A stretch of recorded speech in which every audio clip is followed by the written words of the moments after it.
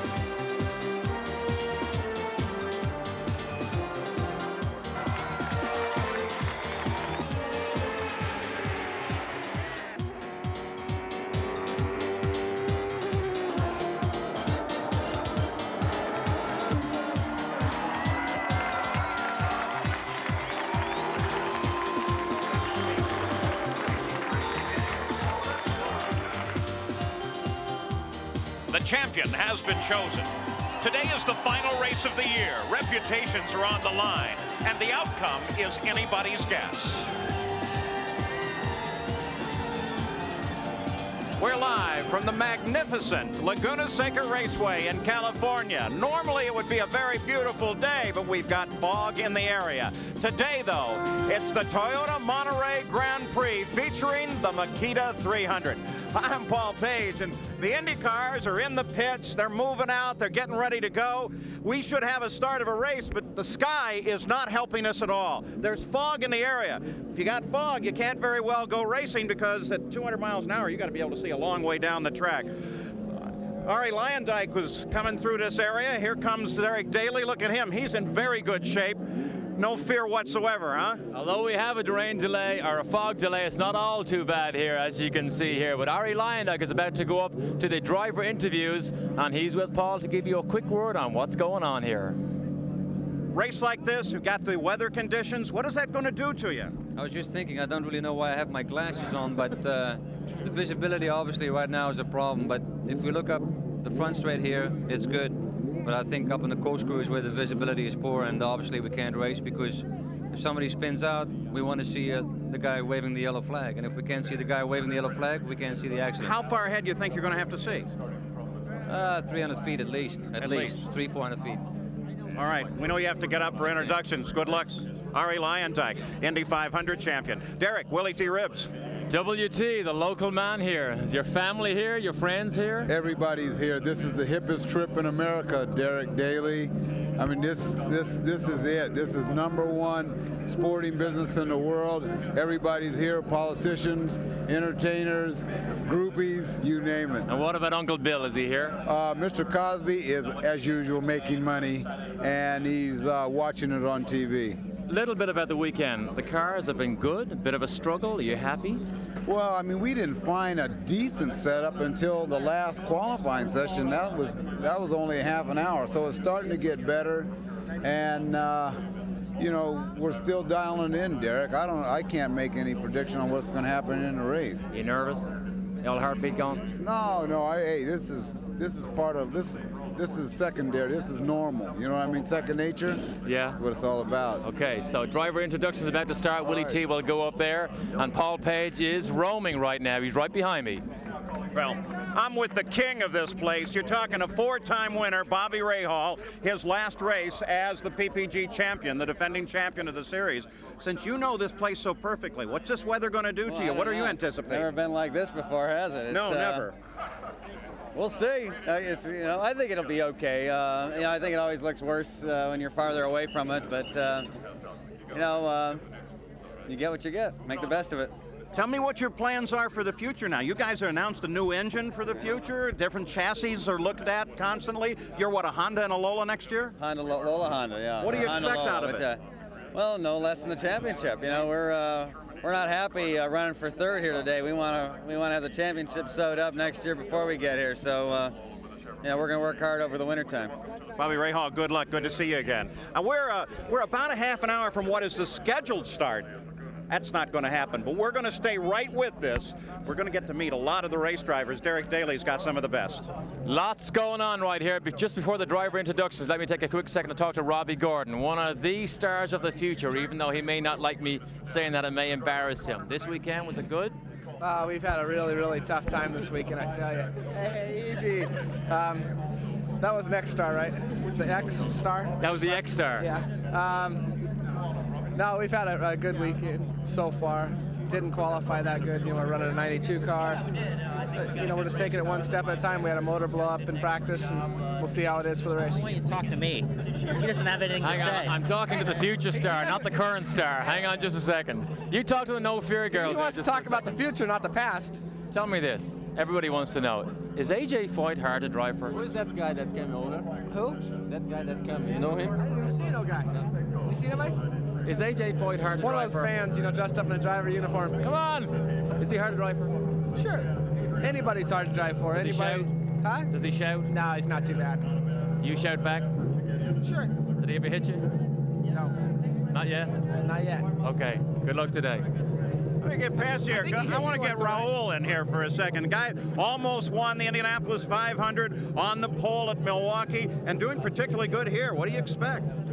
Well, I go as hard as I can. You know, I still have a chance to finish third in the championship, and our goal this year was finish in the top 5. So far, we achieved that. So any better will be a really good achievement. You know, we're seeing something a little different from you guys here. This is the kidding around that never gets on television, Right, but it's right. the way you guys really are. Well, it's outside the car. Yes, I think it's nice to have a social thing like that, to have fun. But when you get in the car, it's pretty serious. We fight for our position there. We didn't give room to anybody, so it's each man for themselves. So cut up now when you got some time. Yeah. Okay. Good seeing you. Good luck. Hey, Scotty Brayton, come on over here. The world's #1 Amway salesman. Here he is. Glad to be here. You're looking for a win. You're looking for good things for next year. What's going on in your world? Because you might be coming to the end of a long-term relationship. Is that right? Well, I don't know about that. I think that we'll be back next year, but I can't say, you know, with what or with the sponsorship. Dick Simon, I think I'll be back driving there. I've been there 5 years. We had a good warm-up, and I'm focused on the race right now. Well, go focus real hard on it. We hope to see you up at the front. All right, that's what's going on at the moment up here in the pit area. But let's send you back down into the paddock area where there's plenty of other things to do at every IndyCar race. Paul, this is Merchandise Row, and we're packed in among literally thousands of people, everybody on hold because of the weather and because of the fog. But down here in Merchandise Row, it is amazing the deals that you can find. Say you're a Nigel Mansell fan, you say you want a commemorative helmet, a replica, you say you got $50, yeah, you can have this on the mantle.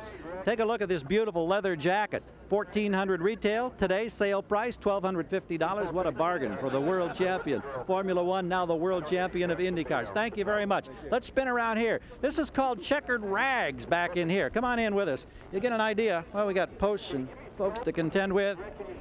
This stuff is amazing in itself. Big seller. Let me just show what you got here. You want a checkered rag for the top, 25 bucks. Tank top, what does that go for? 10. Pants, $15. One thing you won't need that they've got down here today, this is something known as a cool neck. These were great yesterday and the day before when it was hot at Laguna. There we go. Let me do this. Slow this around your neck, keeps you cool all day long, and oh yeah, you're cool in more ways than one. Wow, hey, it's just some of the ideas that you can get, and literally thousands of people packed down here. Everybody's having a great time. Everybody wants to go Indy racing, but that's coming up in a bit. Let's go to Jan Beekes right now. Jan? Well, Gary, you hit it right on the nose when you say everybody wants to go IndyCar racing, and those fans that are with you always have thought about, I know any IndyCar fan I've talked to, they said, you know, I could drive one of those cars. Well, Laguna Seca is home of the Russell Racing School, one of the premier racing schools located in North America. You could get right behind this wheel and drive one of these 150 horsepower cars. They're powered by a rotary engine. They also have nice, big, slick tires. You can get the feel of a full formula car on Laguna Seca. Now, I've worked here for over 10 years, Gary, and when one of these people get in, they say, you know, when I came here, I thought this was easy. When I left, I said, man, this is really tough. Those IndyCar guys are awesome. Let's go back up to the grid. Okay, I just asked Paul Tracy, are you nervous now? You don't seem to be. This is a time to relax, try to relax and get your head together, but I always have to go to the bathroom before the start of the race. That's one thing that worries me a little bit. Now, the championship is decided. Are cars disposable items this afternoon? No, I need to finish the race the best I can, and I got to finish hopefully in the top 3 to consolidate our 3rd place in the championship. And I'd like to try to win so we can match up Nigel for wins this year. That'd be a good goal. Tell me about qualifying. Emerson just pulled one over you on the last lap. Did you think he could pull that out? I didn't think that he could do it because he wasn't really anywhere. He was like 5th or 6th, and then all of a sudden I came in the pits and the checkered was out. And they said, you know, I came down the hill and I was P1, and then I entered the pits and I was P2. So it was disappointing. I was upset, but you know, we're still in a good spot, and it's try to get the jump on the start. I have a good luck charm for you today. Give him his good luck charm. Good luck charm kiss. Okay, Paul Tracy's in good shape here, and Paul Page is in just as good a shape over here. I don't know how you get in on a deal like that. I'm going to slide here in the middle. We're still waiting to find out exactly when we're going to start, but we've got a couple of the other guys that's going to be in the deal. Mauricio Gugelmin, you come over from Formula One. Tracy, you had your interview. Get him out of here. You come over from Formula One. You're in the Indy cars now. What do you think? Is there a comparison? It's great. I mean, there is a comparison. I just feel that over here you have a better opportunity to show what you can do because the cars are more level. All right, the real key is are we having more fun here? Definitely more fun, especially all those guys put a lot of sand on the circle, how they've been doing all the last 2 days of practice. But I'm enjoying this, and I'm looking forward for next year. I love this country. Sand, that's just part of the problem. You got to deal with that. Didier Tays, you haven't driven all year long, off and on kind of situation. This is a show-off day for a guy like you to try and get some deal going for next year. Yeah, that's right. It's my first race on the road course in IndyCar this year. The last time I drove was Laguna Seca 92, and I need to prepare next year. That's why I'm doing that race, and of course everybody wants to shine in the last race, and it's very hard to get the rhythm also. You know, all those guys get 15 races behind them, and that's the first one for me. And but I had a good setup this morning with full tank, and I hope we're going to look good in the race. All right, let's go over. Eddie Cheever is with Derek right now. Drivers are thick on the ground here at the moment because they collect here and all get introduced to the crowd. First of all, Eddie Cheever, good weekend so far? It's been a difficult weekend, but it might just end up well. Look at this fog. Who knows what we're going to run anyways? Little hint about next year. What do you think is going to happen for you? I have a program that I'm concentrating mostly on Indy to do a good job, and I don't really have anything to announce as of yet, but I'm quite confident. So what about the winter? Do you go back to Aspen where you live to ski, or do you go back to Rome? I'm going to be spending a lot of time going around Indy with long underwear on because it gets really cold there. We're going to do a lot of testing there, and I'm looking forward to next year. It's been a really difficult, funny season for me. I've got 15 different overalls. I've driven for every team here, so I'd like to settle down and get a good program going. And now, do you have an off season? I mean, I know you're a big skier. Do you spend some time in Aspen the winter time? A lot, time? yeah, it's beautiful. It's great. I would like to spend some time with my family. I've been so busy traveling that every time I go home I have to reintroduce myself to my children. Hi, Dad is home. And I do believe the skiing starts earlier, November 13th in Vail this year. Now, I believe Gary Gerald is standing by and has some more updates for us. Gary? Yeah, Derek, I'll tell you what, we found what's got to be the greatest game going. I'm settled into a virtual reality machine here at No Fear. You saw the No Fear gals. I got the No Fear toy right down here. This thing is pre-staging so that we can go racing. And it's wonderful. A thing to hit you in the back, pit start, we're counting it down. I'm going to try to talk, try to drive with one hand. It says go, foot on the floor, and here we go. As you make the turns, bladders inflate here in the cockpit and squeeze you from the left and from the right. Look at those guys going by me. This is much, much too slow. All right, we'll get over here on the side. Oh, my goodness. And you hit the rumble strips and the wheel jerks in your hand, and you come back and you go airborne and you're in for it. And oh, my goodness. Did we survive? Yeah, we're still going in this deal. I tell you what, you can have so much fun. The No Fear people are representing Robbie Gordon and Paul Tracy, and you ought to see those guys work on this deal. They are amazing, not only on the racetrack, but in this cockpit. But the people at No Fear and their hospitality tent here have more fun, I think, than anybody at the racetrack. I'm going to keep driving, and we'll go to Jan and see what he wants to talk about. Jan? Gary, you sound like you're having way too much fun over there, but you know, there is competition, not on the racetrack, but also here in the hospitality area. The Marlboro hospitality area is always known for the best menu. All these people hanging out here know this is the place to get the hot food in the IndyCar paddock. But there's one other thing, and that is location. We're going to take our way up the stairs here. Hey, there's Gordon Kirby. You're a famous rider, aren't you? You're supposed to be out on the grid. I'll be out on the grid in I have to have my sustenance, you know. That's the only way I can cover the race properly. Well, he's one of the men here taking advantage of the hospitality suite. We're going to take a way up here and see why it is that people get here all the way as early as Monday to get this premier spot. Now, of course, we're the only people up here right now because it's foggy and you can't see. But when the cars get on the track, you get a great view of turn number 3, the hottest location in this paddock. Let's go now to Paul Page.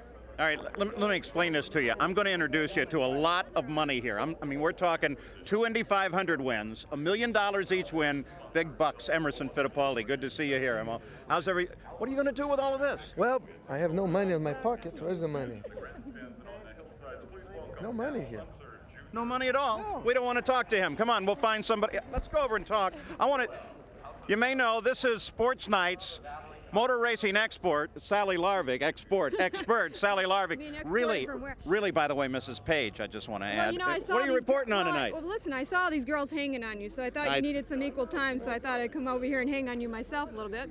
But anyway, tonight we're going to be talking to Nigel Mansell on Sports Night, the new PPG Cup champion. I'll tell you, talking to Nigel this weekend, he is probably the most relaxed that I've ever seen him. I mean, you noticed that too. He's just joking around because the pressure's off. Exactly. Can't say that, you know, for a lot of the other guys here. As a matter of fact, there's so many guys looking for rides. I went into AJ Foyt's garage, and they've got a chalkboard, and they've got all the drivers that have come through, and they put a resume or whether or not they applied for the job. One of them was Bill Clinton, so you never know. Oh, we're in trouble. Tonight, Sports Night, 7:30, right? We're going back with the money and the women. You have to work, I'm sure. Emerson Fittipaldi. This season, you've come to an end now. You've had Paul Tracy with the whole year. You were saying earlier you're really satisfied with a great racing season. Well, I think it was great, Paul. I mean, winning Indianapolis for the second time and being very competitive the whole season was great. I mean, Nigel did a beautiful job winning the championship. We won Windy, and I think it was one of the best seasons in IndyCar race. I mean, one of the most competitive. I really enjoy it. Oh, now, let me hear it. You like orange juice, right? But you don't have orange juice here. You can't do that. So what car does well? Come on, everybody imitates you. You do yourself for once here. My car is beautiful today. Beautiful car. Beautiful car. Let's go to the Irishman, Derek Daly. Well, one of the names that everybody wants to see and hear from on every weekend is Mario Andretti. You made an announcement here on Friday. You will be back for one more year, but it will be your last. Is that right? That's right. Why? Oh, I think it's time. It's getting to the point that, you know, the age factor has got to come into play, so you got to be realistic. Now, this weekend, it's been quite good for you. I mean, the car was very good in qualifying. Are you happy? Are you satisfied? Or are you never happy till you're on the front row? Well, obviously, you know that. You're never really happy until you're in the front row, but you've got to look at circumstances of the moment, and based on that, I think I'm fairly satisfied that we were just progressing rather than digressing toward the end of the session, so we should be okay in the race. How do you block out all this activity that goes on? Everybody wants to talk to you, wants to shake hands, say hello. I mean, how do you block that out and get down to business then when you get back in the car? Sometimes it's not easy, to be honest with you, because when you try to just get away from it on your own, you look like very accessible, and somebody thinks, oh geez, so lonely, he needs to be talked to, you know, and it's just the opposite of what you want to happen. But you know, it goes with the territory, and but we manage. We wish you all the best. We will be watching. Back to Paul Page. This kind of stuff is truly ESPN2. I mean, you're talking a lot of action, a lot of human beings. Fog still in the area. We'll hope that we get a start here today. Take a look at this. Paul Newman, Carl Haas, the owners of Mario Andretti's car and Nigel Mansell's car. What do they do in their off time? Set up the ping pong table, have a little tournament. By the way, very big money on the line here. We'll be back. Back at the Toyota Monterey Grand Prix featuring the Makita 300. Al Unser Jr.'s car is here. Owen Snyder and the crew, they're all around. No little Al. What would he be doing here? What theoretically is moments before the start of the race. Check this. What are you doing? Well, I'm checking out the latest in photography. You want to explain the latest in photography to me? Well, I've got a hold of this little camera right here, and I'm looking through a pair of sunglasses that has a little TV screen right down here, and it's looking great. Is that something that's going to end up in your Indy car while you're doing this? Well, I think one of the little cameras already have been for quite a long time, and but I like the sunglasses. I saw that on one of our camera guys, and I went for it. They're really you. I mean, it's the Opie kind of look, I would think, huh? But there's a You TV bet. screen in there somewhere? There is a little TV screen. Could you end up hooking something like that to the visor of your helmet and reading your dash stuff? No, then we'd start seeing too many things, I think. Get a shot of the car with your pole cam there. Let me see. Come on. We're going to put this on the air. Going to make you a cameraman. Huh? What's down in there? Anything? Tell us what's going on. What are you looking at? Well, I'm looking at the seat belts. Yeah. And the seat. Yeah. And then maybe we can go down inside and look at the pedals. Yeah? Yeah. You only use one to go pedal, right? Yep. You don't use a brake in this area. While we got you, we've got to ask you, this is your last ride in this car, this team. What happens to you next season? There's an awful lot of talk that you're going to be driving with Roger Penske. The rest of your family have won pretty big championships over there. Well, we're Stuck talking you real hard, didn't I? I'm sorry, man. we're talking with Roger, and we're very close to a deal, and I just got my fingers crossed that we can do it. So. Uncle Bobby won the Indy 500 driving for Roger. Your dad did. He won championships. So that would just be a continuance of the legacy. I mean, you got to look forward to something like that. Well, I look forward to it if we can put the deal together to begin with. But you know, I think Roger runs a first-class operation, and really, I believe he sets the standards that everybody goes by here in IndyCar racing. And so, to be part of that would be just a great thing. So it would be neat, right? It would be really neat. Real neat. Okay. One of the veterans, Al Unser Jr. Now one of the new guys, Scott Sharp. He's with Gary. Indeed. We're taking a look down here at his race car and coming up to Scott. And this is exciting. We've talked about it with you this weekend in the practice sessions, getting ready to go IndyCar racing and maybe stepping up as a Trans Am champion now to a full-flown, full-fledged IndyCar career. Well, it's a great opportunity that Tony Bettenhausen, Chevrolet and Rain-X has given me this weekend. And it's been a learning experience for sure. You know, I've never run Laguna before, so it's been a bit about not only learning the track, but learning the car and learning what makes these cars go fast. So it's been an interesting weekend. Well, it's interesting just in the fact that everybody's standing around here waiting for the chance to go racing because of this crazy weather. How tough is this on you? Well, that's not that bad. I just hope it doesn't get much worse, that's all, because for my first weekend, I prefer it probably doesn't rain. But I like driving in the rain. I just haven't driven this car much. Now, first time you've been to Laguna Seca this weekend, so that means the first time that you've had to handle the corkscrew. That had to be a thrill. It's fun. That's a neat corner. It really is. Once you get comfortable there and you can really stand on the gas coming out, it's a fun corner to drive.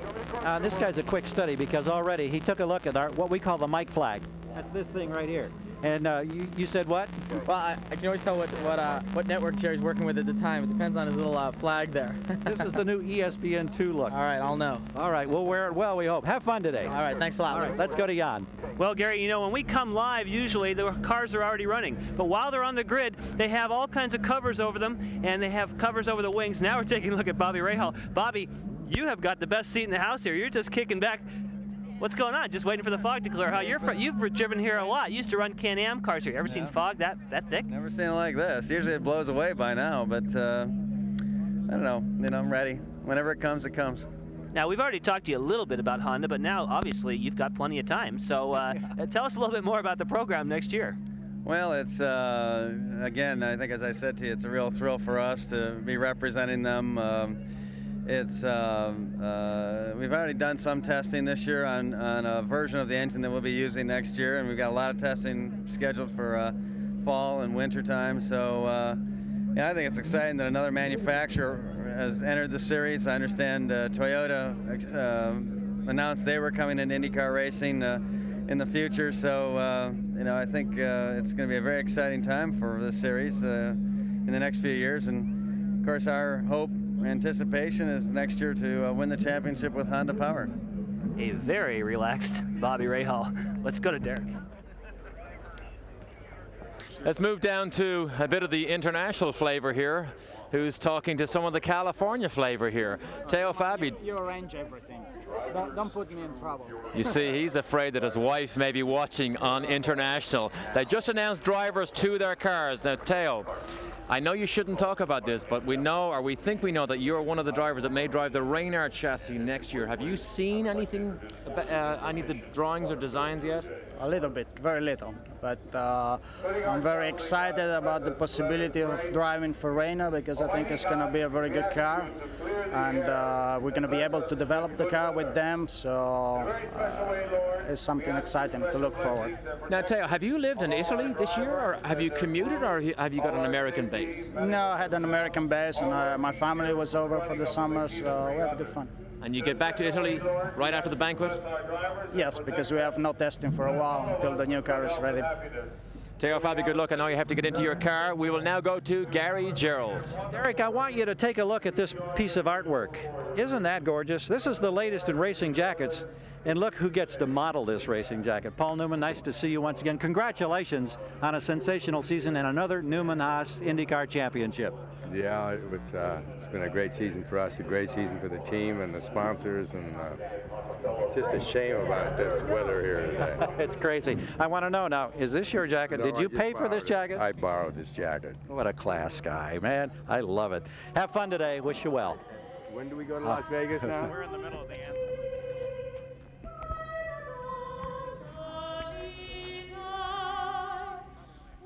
So proudly we've hailed at the twilight's last gleaming, whose broad stripes and bright stars through the perilous fight o'er the ramparts we watched were so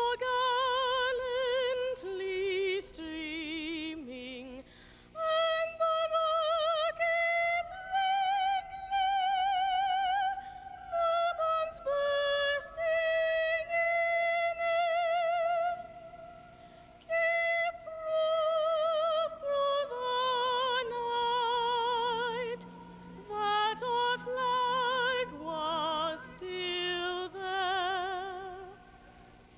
Oh, say star-spangled banner yet wave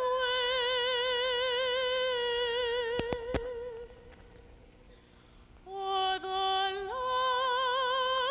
of the free and the home of the brave. Stay with me. I'm going to go into the... All right, so now we are just 10 minutes away from the start of the engines. Scott Goodyear, final word with his crew, already has, you can see the headphones on, talking to one of his car owners, and he will now begin to put on all the fireproof material, the helmet, and those things that he must wear by regulation before he starts this race. Hey, good luck. Have a good day, buddy. You can do it.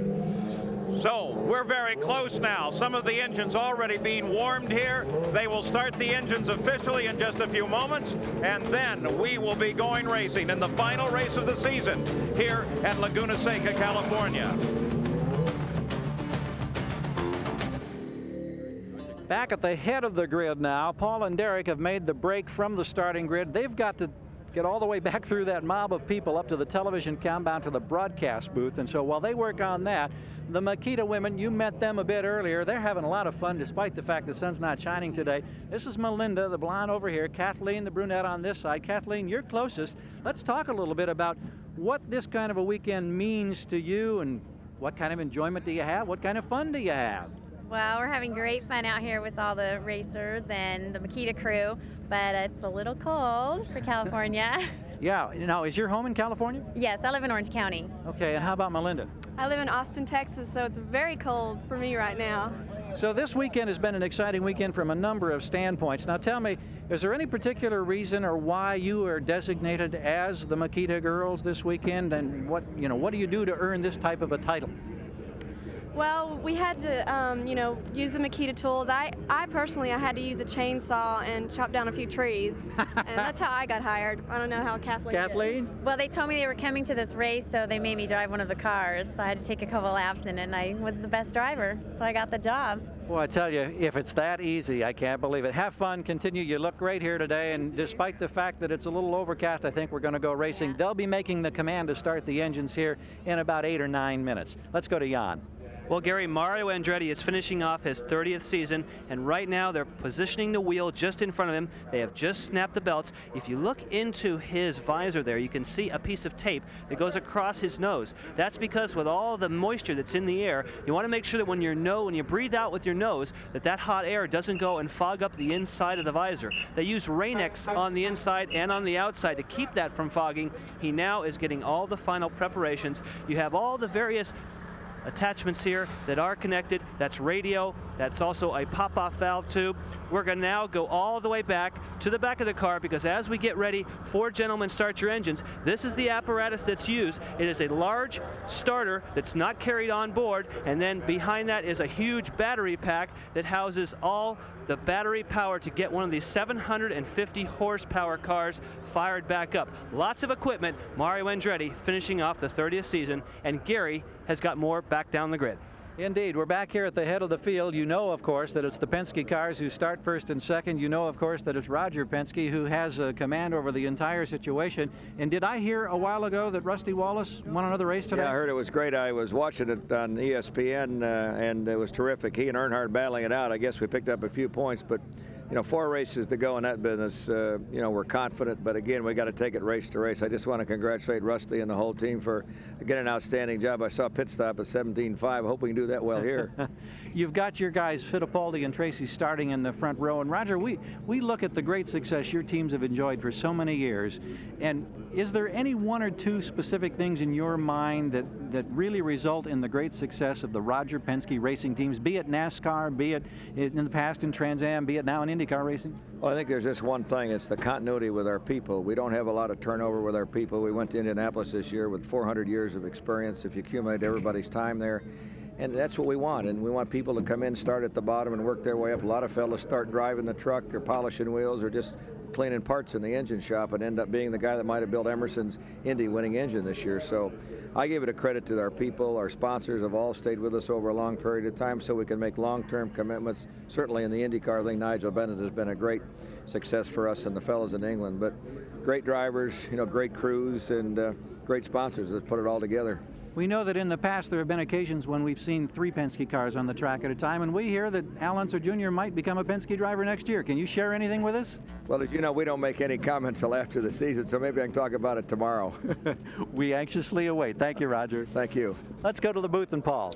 All right, Roger Penske, whose cars will start 1 and 2 here in the field today with Emerson Fittipaldi on the pole. Stefan Johansson sits in his cockpit, visor up, engine silent for the moment. But very soon, the Indy cars will roar into life, and we're going to see some action today at Laguna Seca.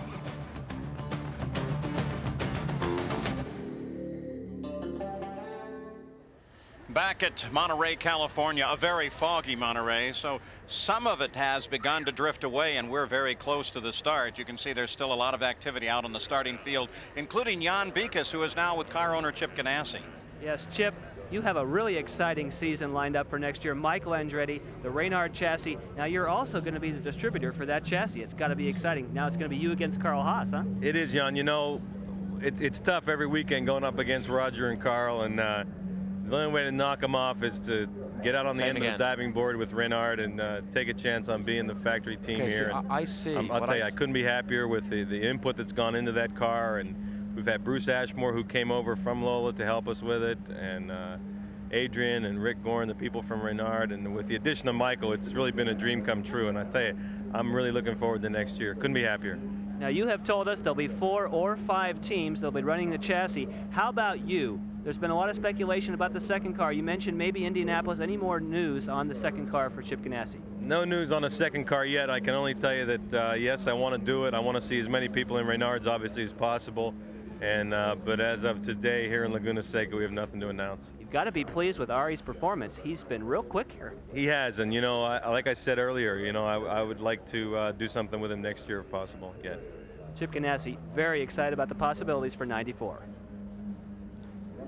Ari Luyendyk, 5th quick at the end of qualifying in a very exciting qualification session it was. There's Scott Goodyear down in his cockpit, now already strapped in.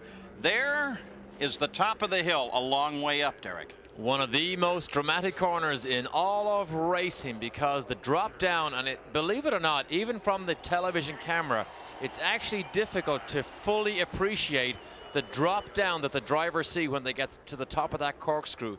Believe me, when people come here, that's what they talk about when they leave. You see a good example of the track map here. It has been modified. It was lengthened in the years past, brought it up to FIA, I believe, length and regulations.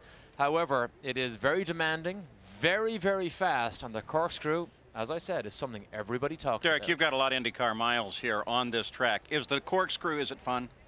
Oh, it is tremendous. And believe it or not, the more laps you run, it's not that good. It's like a roller coaster ride. The very first time you ride it is when it gets your heartbeat going. The more you get used to it, it doesn't be quite as dramatic at the end of the race. Fog continuing to lift here. Let's go back down trackside. Gary Gerald. We're alongside Scott Goodyear's car, and the man who calls the shots for Scott, the car owner, Walker Motorsports, is Derek Walker. And Derek, you come to the end of a season that perhaps has been disappointing in the early stages, but boy, in the last 3 races, this team has really made a mark. You've scored more points with this team than any other driver in IndyCar in the last 3 events, and that must give you some great sense of accomplishment. Well, yeah, it's nice to close the season out with better results than we had at the beginning. We kind of struggled in the middle of the season with the car and didn't get on top of it, but we've got better results now in the last few races, so we're hoping for a good day today if it clears up. Is this tough for the entire team, this business of having to wait and not knowing for sure just when you're going to get to fire the engines and go racing? Well, you sort of run around and wait in this business, you know, when you get these kind of stall outs. But you know, we're just hanging tough. You know, nothing's getting worn out. We're just standing here watching the weather close in.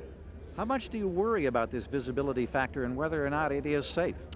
Well, CART are pretty well on top of that. They're really looking at it, and they see more of the racetrack than we do, so they know the conditions, and they're in contact with the teams, and the driver radios in and tells us what's happening.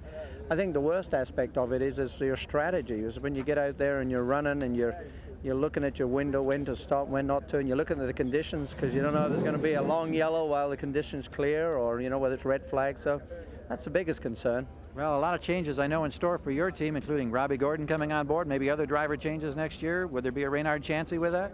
Well, we're certainly looking at all our options. We've got a pretty good lineup for next year, and we're just, you know, doing our homework, try to get the best package. Okay, let's go to Jan. Thanks, Derek. Well, Gary, you hear that rough running engine that's not too far from you. That's Stefan Johansson's car. They're have here Chevrolet people climbing all over this car. There's some sort of misfire. It looks as though it's something in the fuel system. You see they have 2 laptop computers. They're looking to check all the electronics to see what it may be. Tony Bentonhausen, team owner, is standing by. Now, Tony, have you had a progress report, and do you know what this might be? Well, it's something in the fuel system, fuel transducer or something on the engine, but you know, the Omore people, Chevrolet people are here working on it. They feel confident we'll get it handled by the time we're ready to go racing. A fuel transducer, is that something that you can change here now? Yes, we can. It's a bit of a job, but looks like the weather's moved back in, so looks like we're not ready for a start, at least not in the foreseeable future.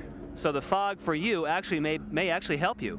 Yeah, it'd be one of the few times this year we've had a break go our way, but yeah, it could be working for us right now. Thank you, Tony. Gary?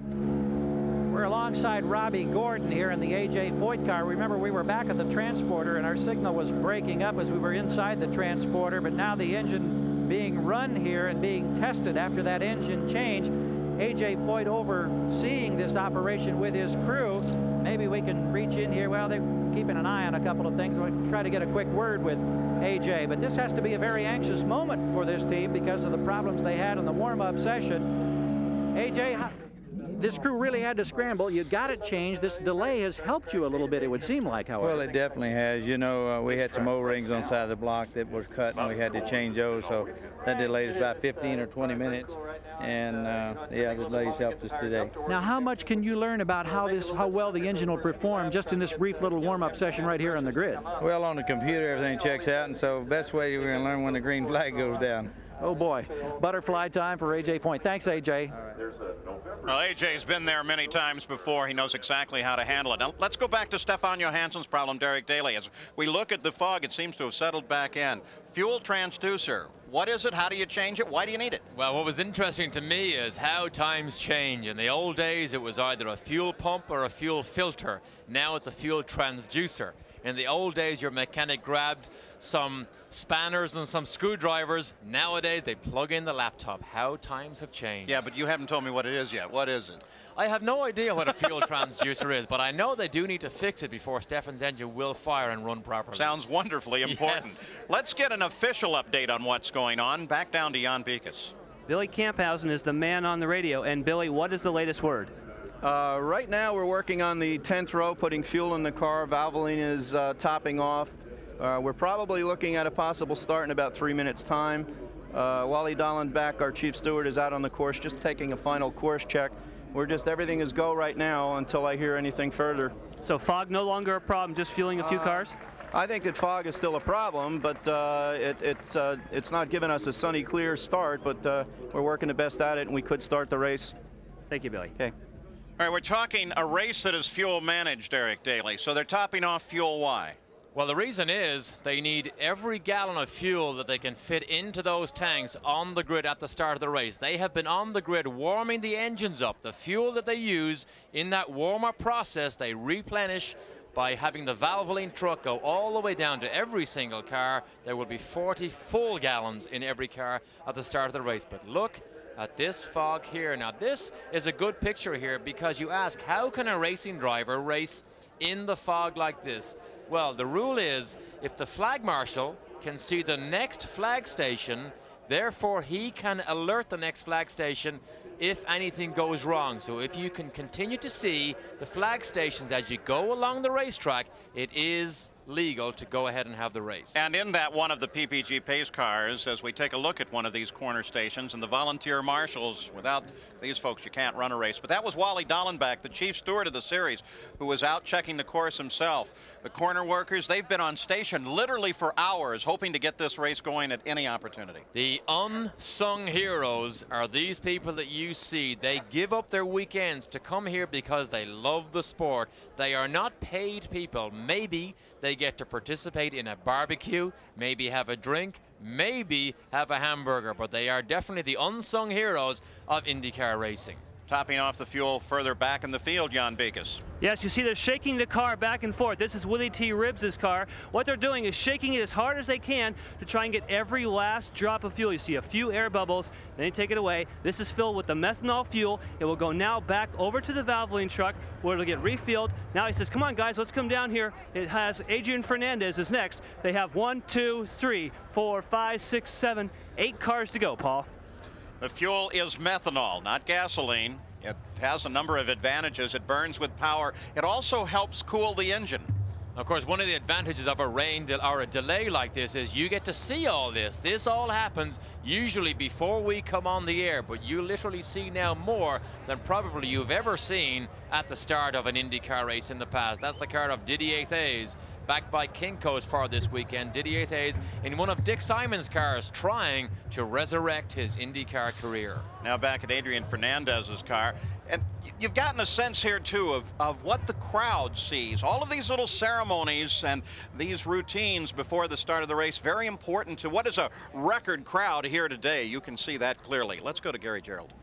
Paul, we're down here at the front row, of course. We're a couple of minutes away from the command to start engines. We're getting a good look at the sleek lines of the Penske chassis. You heard Roger Penske talking about the great designs that Nigel Bennett has come up with year in and year out for this team. Emerson Fittipaldi, who won the pole, as you mentioned earlier, in most dramatic fashion. It was literally as the checkered flag was falling on the final lap. He came in, got 1 gallon of fuel, made no changes to the car, went out, and he knocked his teammate Paul Tracy from the pole. It was exciting. And now he sits here waiting. Over on the other side, you've got Paul Tracy, of course, everybody tucked in. Billy Camphausen giving them their final instructions now as they complete that fueling process all the way there at the back of the pack.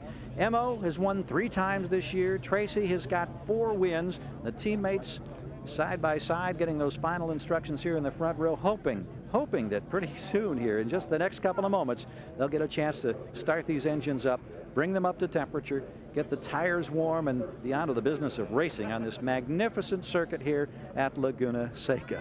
Paul Tracy with the wave, Paul, and we're told now that they extended about another minute. We're about 2 minutes away now from gentlemen's start. 2.5 minutes to go.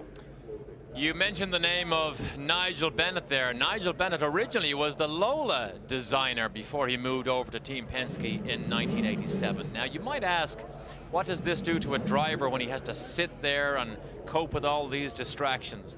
Well, Paul Tracy, we saw him earlier, he was very, very calm and relaxed, and really a driver seems to have that ability to block out distractions and don't carry any baggage into the race car with you, because particularly when you put on your helmet, suddenly you get into that small little cocoon that is all your own and you go about your business totally undistracted. The team all, for the moment, nothing to do, to wait, maybe almost a little yawn there to try to stave off some of the apprehension before race. There is Nigel Bennett with Wolfgang Hustad, who is one of the, represents obviously Bosch Corporation, keeps track of the spark plugs. Nigel with that magnificent design of a car that has done so very well this year. Let's go to Jan. Paul, Gary was talking a little bit about tires, and we are here in the Penske pit. Look at this designation. These marks right here means it's a Paul Tracy tire, so they can tell at a glance. This is the arrow to show what direction, and then to confirm that it's a right tire, this means set number 2. 1, 2, 3, 4 sets ready for Paul Tracy. All 4 are probably going to be used before this day is out. You were talking earlier, Derek, about the sand that gets up on the race course and how dangerous that in fact can be. Well, we had some incidents in practice where Stefan Johansson believes the edge went off his engine because of the amount of sand he had to run through from other cars going off the racetrack. Remember, sand, you see Stefan has even more trouble here now. That fuel transducer obviously was not an easy fix, but when sand, fine particles of sand get sucked into these engines, remember it goes all the way through the turbocharger down into the valve system, and it takes the edge off the engine by literally wearing it out much faster than normal. That is one of the problems they will have to cope with here this afternoon. Sometimes you will see large grates, almost like a sieve that you will see in a baking kitchen, that they put over the turbocharger to try and stop a lot of this debris and this fine grit from actually getting down into the engines and doing damage. Sand then far more than just a problem with the handling and making the course slick. It can be a serious problem to the engine and its components. Looking down the course, a lot of fog, and it seems to have thickened from our observation point in the past few minutes. It comes and then it goes away, and the wind tends to blow it away. Look how clear it is. Here's a second, third turn, and then in other areas it's far thicker. So the officials really have their hands full. Tony Bettenhausen, car owner of Stefan Johansson's car. He's with Jan Beekes. Obviously deep in thought right now. He's waiting for his car to roll back towards him. It was towed to the front of the grid. Any more news? It is for sure that fuel transducer now? No, we changed the transducer, and it appears now the fuel pump inside the fuel cells failed. So, you know, we're trying to change it, but I don't think we'll be ready for the start. What is a fuel transducer? Turned out not to be it, but there was, what is that exactly? Well, it's just basically a, you know, part of the fuel system, controls fuel pressure and fuel flow to the engine, and we thought that's what had failed, but as it turns out, it appears to be the fuel pump, which is located inside the fuel cell, which is no 2-minute deal. Well, if it's not a 2-minute deal, how long is it? Well, we're going to get it changed as quick as we can, but you know, we'll just have to see. You know, if we don't go with the start in the next 5 or 10 minutes, we might make it. Thanks, Tony. Well, that may in fact be a possibility. The crew obviously has the car back. Look at all the tools there ready to go to work as they go to work on the system and keep Stefan Johansson in the car. And Stefan has not had his fair share of good luck this year, because so many times he had this Amex car running up the front, particularly at Portland when he ran right behind the 2 factory Penskes. Remember at Indy when he out-qualified the Penske cars? But I don't believe Tony Bettenhausen's Amex car has really enjoyed what they deserve to get from this season with this 93 Penske chassis under Johansson. All right, let's go down trackside again. Gary. Well, we're inside a minute, we're told now. They keep bumping that time back. I just got a quick word here with Melinda and Kathy. Are you nervous about this command you are about to have to give? I can't say I'm nervous. No, not really. I think they are. We're going to find out here in just a matter of seconds here. Billy Camphausen checking with Mike Hadley, and about 20 seconds away, I think Rick Stewart here, who's handling the PA, is going to acknowledge that to the thousands of fans assembled around the hillsides, and we'll await the countdown here. We're about 9. Now it's really starting to get underway. We're coming down to the last 4 seconds. Can you believe it? Yeah, gals, do your work. Gentlemen, start your engines.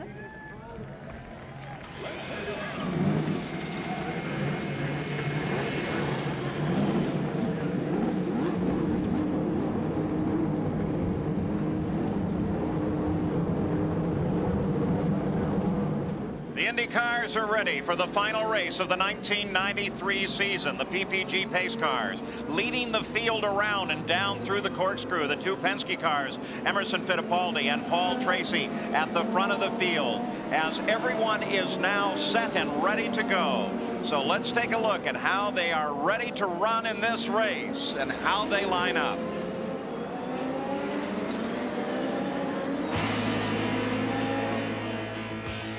Let's take a look at the 29 cars in the starting grid. On the pole is Emerson Fittipaldi, his 15th career pole with a new track record. Alongside his teammate Paul Tracy, the winner of 4 races this year, all on road courses. In row 2, it's Nigel Mansell, the new IndyCar champion, and Danny Sullivan, who won this event in '88, again in '90. In row 3 is Arie Luyendyk, with his best start on a road course all year, and Mario Andretti, 4 times a runner-up in this event. In row 4, Stefan Johansson, who finished 3rd in Vancouver, and Mauricio Gugelmin, the first top 10 start for the Brazilian rookie. In row 5, Scott Goodyear, a runner-up at Nazareth 2 weeks ago, and Bobby Rahal, a 4-time winner of the Monterey Grand Prix. In the 6th row is Teo Fabi, who won the first running here back in 1983, and Al Unser Jr., who won in Vancouver a month ago. In row 7, Raul Boisel, who has 3 runner-up finishes this season, and Robbie Gordon, who ran 2nd at Mid-Ohio. In the 8th row, Scott Brayton, with 5 top 10 efforts this year, and Jimmy Vasser, who finished 3rd in Phoenix in April. In the 9th row, Mark Smith, the freshman from Oregon, and Scott Pruitt. In the 10th row, Eddie Cheever and Brian Till. Row 11, Willie T. Ribbs and Didier Taves. In the 12th row, Scott Sharp and Mexican Adrian Fernandez. The 13th row, Robbie Buell and German Christian Danner.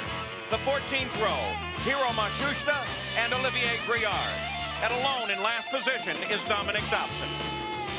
And of course, with the exception of Stefan Johansson, they're out behind the pace car, and there goes Stefan Johansson. Jan Beekes. Yes, Paul, they changed the entire fuel pump. Unbelievable. Tony Bentonhausen clapping. Tony, that was unbelievable. You said no way. You said that wasn't a couple-minute job, but that was about a 2-minute job. Yeah, it really surprised me. The guys really got in there. It's been a long year. Nice job, Tony. Let's go to Gary. Jan, we've been talking a lot on the pregame show about plans for '94. I want to show you quickly a piece of technology you're going to see in Indy cars next year. A new dash readout. And look it down in this business here. All the different numbers, the warning lights. It'll tell you when to shift. It'll tell you what your maximum revs have been, fuel pressures, oil temperatures. You can get a wealth of information from this screen. Here's the little computer that absorbs it all. And this is an astounding piece of data acquisition equipment right here, and along with the sensing devices over on this side, 96 different functions can be monitored, and they can be monitored to the tune of 10,000 samples per second. Millions of bits of information, Paul. So the field now moving around the course, and of course Stefan Johansson had a fuel problem that they got fixed very, very quickly. 84 laps, 185, nearly 186 miles, 300K, the race record at 103.6 miles an hour. Michael Andretti won here last year.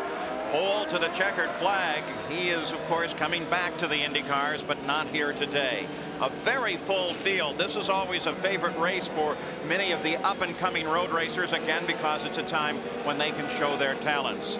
Who would have guessed that this is California? Skies are foggy, 55 degrees. Good air for engines breathing, but not really great for spectating there. Not good for spectating, but also good for downforce on these racing cars. Moist air creates more downforce and often makes them even faster. Here's another look at the racetrack. 2.2 miles, 11 turns. You do have racing room here. The elevation changes are spectacular. 14 stories high from the bottom of the racetrack all the way to the top of the corkscrew. It's very difficult to pass up at the corkscrew, but when we go in-car cameras, you will have tremendous pictures as we go to the sky, then to the bottom. Looking back from Nigel Mansell, the new IndyCar champion, and his car at the rest of the field as they come behind him. Onboard camera in Danny Sullivan's car as well. Still very foggy skies out behind that machine. Al Unser Jr.'s car looking backwards from his machine. Some of the onboard views we'll have today over the right-hand shoulder of Scott Goodyear, and you see Stefan Johansson come past as He is still seeking out his qualifying position and no doubt wondering a little bit about whether or not the repair is total and effective. And not the world's greatest picture, but still we'll clean it up and you'll have a shot from Raul Boisel's car as well, one of those in the fight for points here today that could mean so much money and in fact prestige.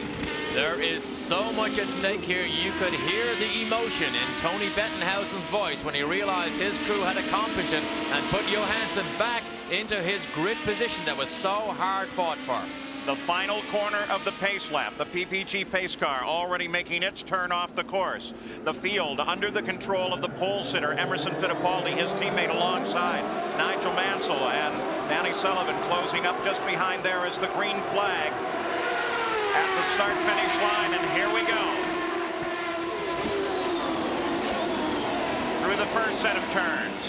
A complete turn back now, taking a look back from Nigel's car as Goodyear and Sullivan and Leyendijk in the fight. Sullivan and Leyendijk side by side there. Mario Andretti comes in behind. Great start by Sullivan, but a tremendous start by Paul Tracy. He got just a half a car length on Emerson and he began to move down. Emerson backed off and Tracy had the line. There's Johansson. Johansson in the field right behind Mario Andretti. The car running fine to this point. We'll definitely keep an eye on that for you. At the front of the field it is Paul Tracy, then his teammate Emerson Fittipaldi. We look at the rest of the field as they come up the hill through turn 5. They come now all the way to the top of the hill. And Paul Tracy makes his first pass down through the corkscrew. There's no doubt Tracy was disappointed after qualifying. He was in P1, position 1, until Emerson on the very last pass of the checkered flag grabbed away that pole position from the young star in Penske's stable. Coming around to the completion of the first of 84 laps, 186 miles.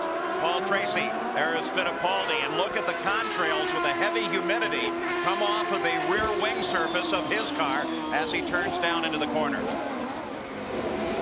Testing is so vital. Emerson was the one that came here. Oh, look at Tracy gets the wheels off on the outside. That's the dust and the sand that we spoke about earlier. But Johansson claws his way past Mario. Exactly what you suggested at the starting, Derek, is when they kick off the course like that, it sprays everybody behind him. Was it a factor, though, in Johansson getting past Mario? No, it wasn't. Johansson already made the pass under braking down into turn 2. Turn 1 is the little kink at the top of the pit straight, and that very tight left-hander is what we call turn 2.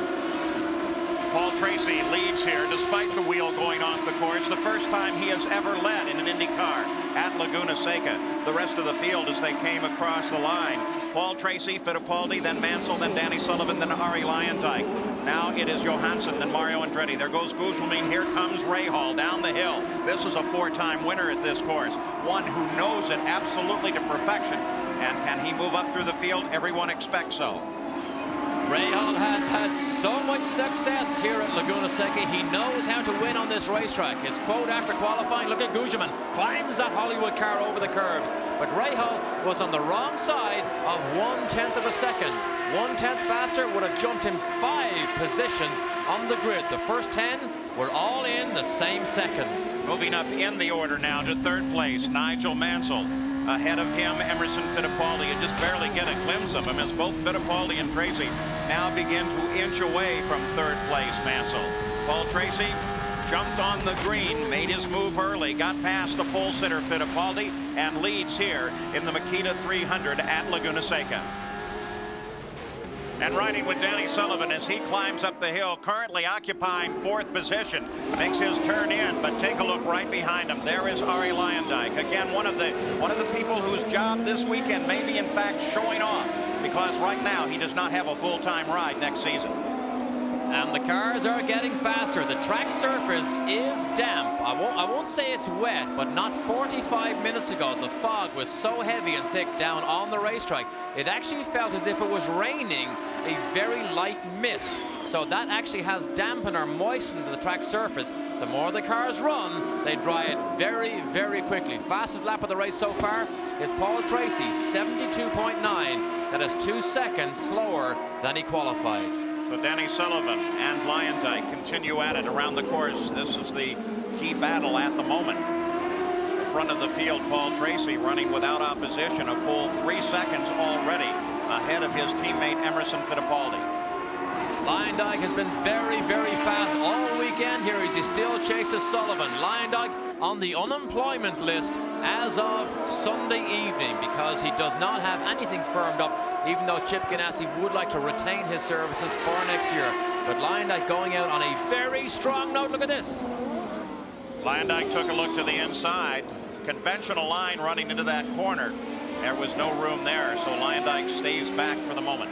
Struggled so much with this Target Scotch Lola until Morris Nunn came up with rear geometry design changes that they put on for Mid-Ohio, and suddenly Leyendijk was vaulted right up into that leading group. So Mo Nunn now working with Julian Robertson, who earlier this year worked with Raoul Bozel. So both of those engineers now working on Leyendijk's car to very, very good effect. They climb to the top of the hill. You got a glimpse there of Johansson currently running in 6th place just behind him. So this is a very tight situation on the course. Sullivan, then Leyendijk, then Johansson, and then Mario Andretti, who's still in this fight as well. Let's go pit side again. Gary Gerald. Well, here's Reggie Jackson, the Hall of Fame baseball player, who spent a lot of time in the Bay Area watching an IndyCar race today. You're in Nigel Mansell's pit. I guess Hall of Famers know just kind of where to migrate to. You're following another champion today. Well, you know, I met him down in Phoenix earlier in the year, and he was such a fine gentleman, I kind of became a fan of his, really. I've known the Penske team and those guys for a long time, always great people, but this guy has really been a very kind guy. I rooted for him all year, and I just wanted to come by and say hello. I live close by, so I got no excuse not for coming. Well, a lot of champions here. Reggie, nice to see you at Laguna. Wish you continued success in all your many endeavors. Thanks, Gary. I'm glad you guys are here. All right, Paul.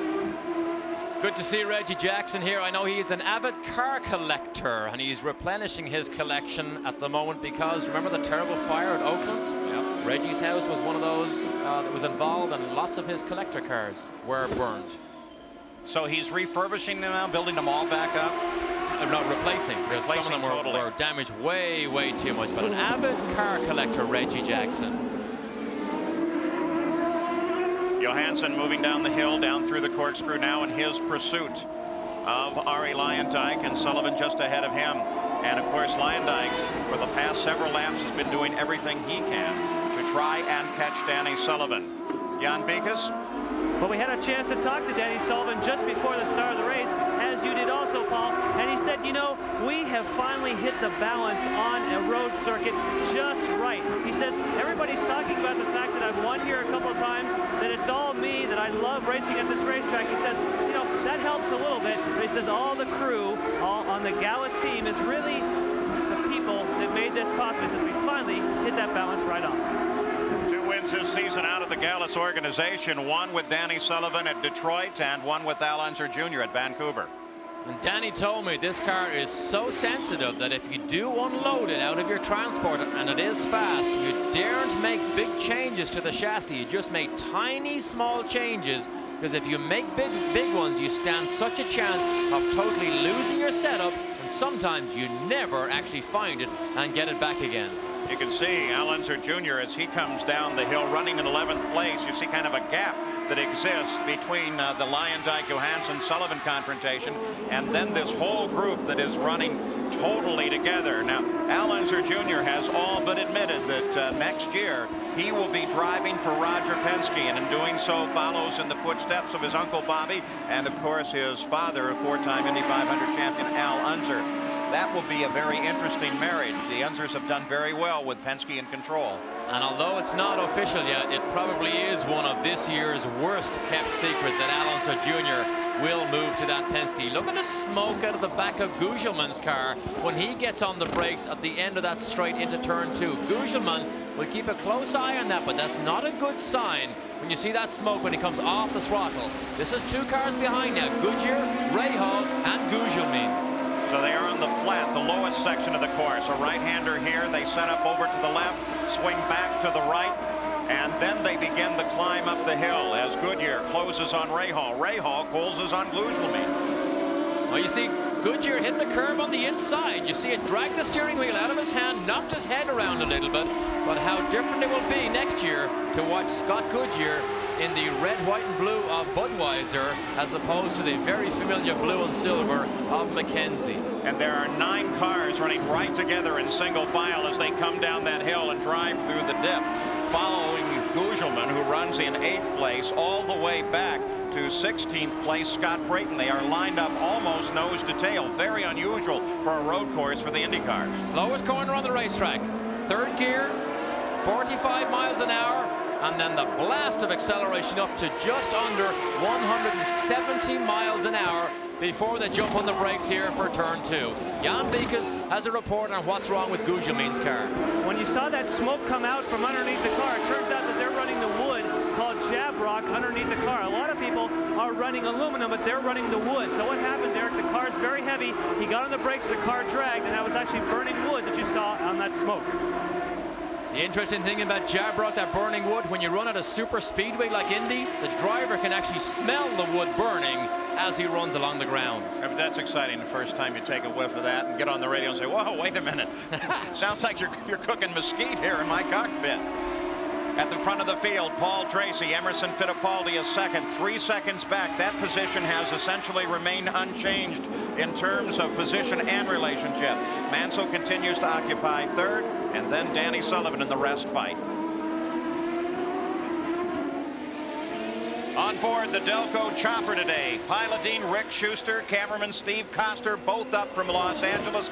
They're going to give us some great shots, especially as they come climbing up this hill today from the Delco chopper. Look at the camera hanging out one side there, and they can control that totally by remote control inside the chopper. And they got the doors off today. I don't think so, Derek. I'm happy to be down here. Here's the shot as they climb the hill along with the helicopter. All the way to the top. And right here, it's 3 stories of a drop. Right there to the next turn, which is a left-hander. This can be flat in qualifying. You listen to Goodyear, it's not flat. Down the bottom of the hill, 5th gear corner. Gugelmin hanging on well ahead of Ray Hall and Scott Goodyear here. Gugelmin currently running in 8th place. Ray Hall 9th, Goodyear 10th. A little space back to Alonso Jr. and Teo Fabi. They continue this lineup and continue to be very close competition and running well ahead of the record. The track record here, 103.6 miles an hour. They're averaging, that is Paul Tracy is averaging 108.7 miles an hour. Jan Beekes? When you're talking about Scott Goodyear and you're watching him on the in-car camera, he had an incident where he went off course and bent the suspension on Friday. Then what happened was that was the latest updated suspension that Lola is using. They had to fabricate parts from Speedway configuration. In other words, they have all new suspension arms that change the roll center, change the caster, and also change the actual caster, and all kinds of stuff there, Paul. But anyway, they had to completely rebuild that car because no of those update parts are available. He sweeps down the hill again. The good news, as he climbed the hill and the camera was pointed skyward, is you saw some blue skies and the fog drifting away. He may not like me telling you this, but that off-course excursion, it was on the very first lap, and he was actually in the pit lane. He came in so fast, lost control on cold tires, and came to Derek Walker very embarrassed. As long as you brought up Derek Warwick, he coming over to Indy cars? You realize now when I say Derek Warwick, I'm doing my Bob Varsha impression. I wondered what you were doing. What do you think? Well, Warwick was here very much in evidence at Elkhart and Nazareth. He's not here this weekend. I don't know what seats are available for Warwick to fill here because, I mean, unless there's something else that we don't know about or haven't been kept up to date on, I don't see a seat for Warwick.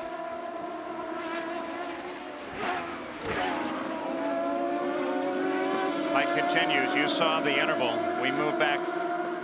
There is that group coming through. Al Unser Jr. chased now by Teo Fabi. That's an ongoing battle for 11th place. Ray Hall climbs the hill. Goodyear right behind him.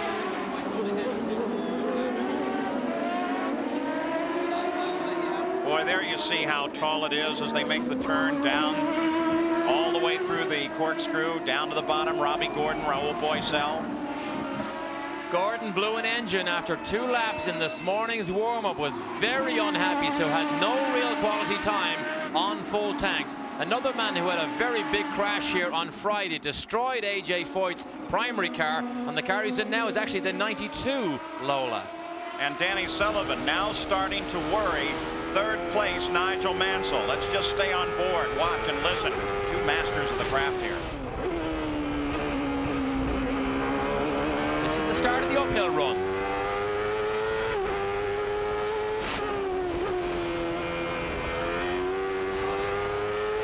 Here's the big climb to the top of the hill.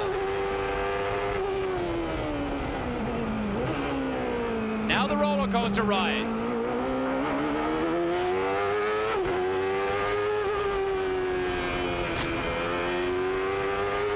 Still going down. This is 5th gear. Hang on. Slow it all down to the hairpin. 3rd gear, 45 miles an hour.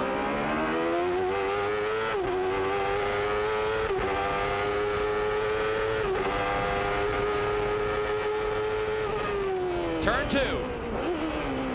Squeezing every horsepower out of that Chevrolet engine trying to catch Mansell. Oh, he corrects it there. You see, the cars always try and get away from the driver. Sometimes it is a fight.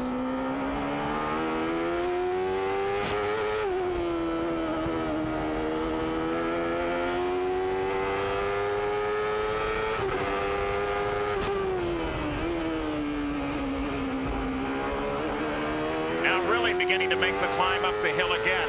What we're going to do is we'll move up to Nigel Mansell just as he gets up to the top of the hill. There he is now, just about at the top with Sullivan following him. What's that you hear rubbing the ground on Mansell's car? Is that a rubbing strip?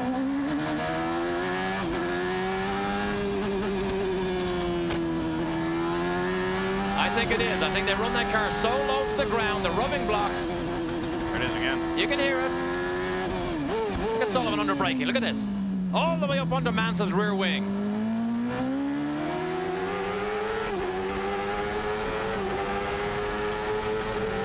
So they continue to contest for 3rd position. Mansell, Sullivan, and Leyendyke is just behind Sullivan as well.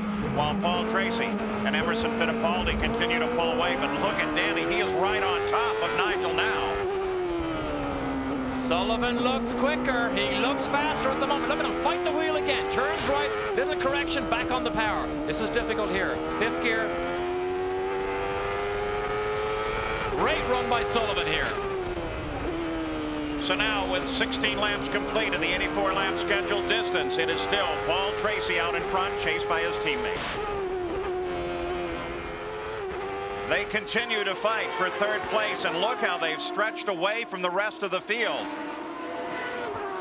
And here comes Rahal making his move on Gugelmin. Rahal past Gugelmin. Al Unser Jr. closing in. Scott Goodyear making his move as well. Gugelmin could be in trouble.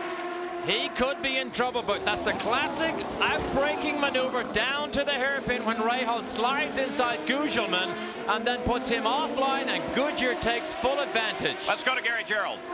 In the Gugelmin pit, we just checked with Tony Mandongan here on the pit wall. Not a word in the radio from Mauricio, so they don't know of any particular problems. We were also in the Rahal camp a few moments ago. Rahal a little frustrated because he's been having his difficulties getting around in the traffic. So now we go on board with Al Unser Jr. He runs in 11th place. He's been in the middle of the fight. We'll stay with him for a while.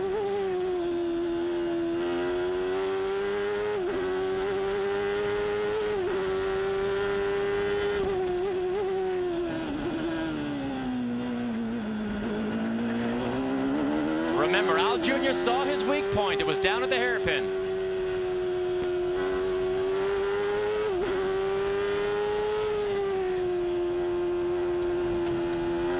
Bottom out there.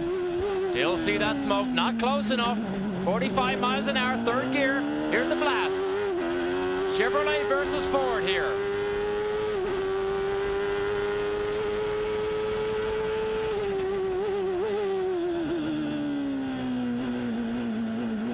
Look at this, right behind him, right under his rear wing. Little Al now has his chance. Two right-handers lie ahead. Probably his next big move can come at the top of the hill. We'll see what he does.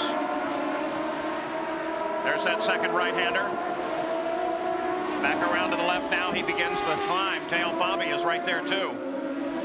10th, 11th, and 12th, but there are fights all the way down through this field. Sweeping left-hander up toward the top. Corkscrew is next. Allenser Jr. is not in attack posture here. Will he be at the bottom when they come back down to that right-hander? That's where he made the move earlier.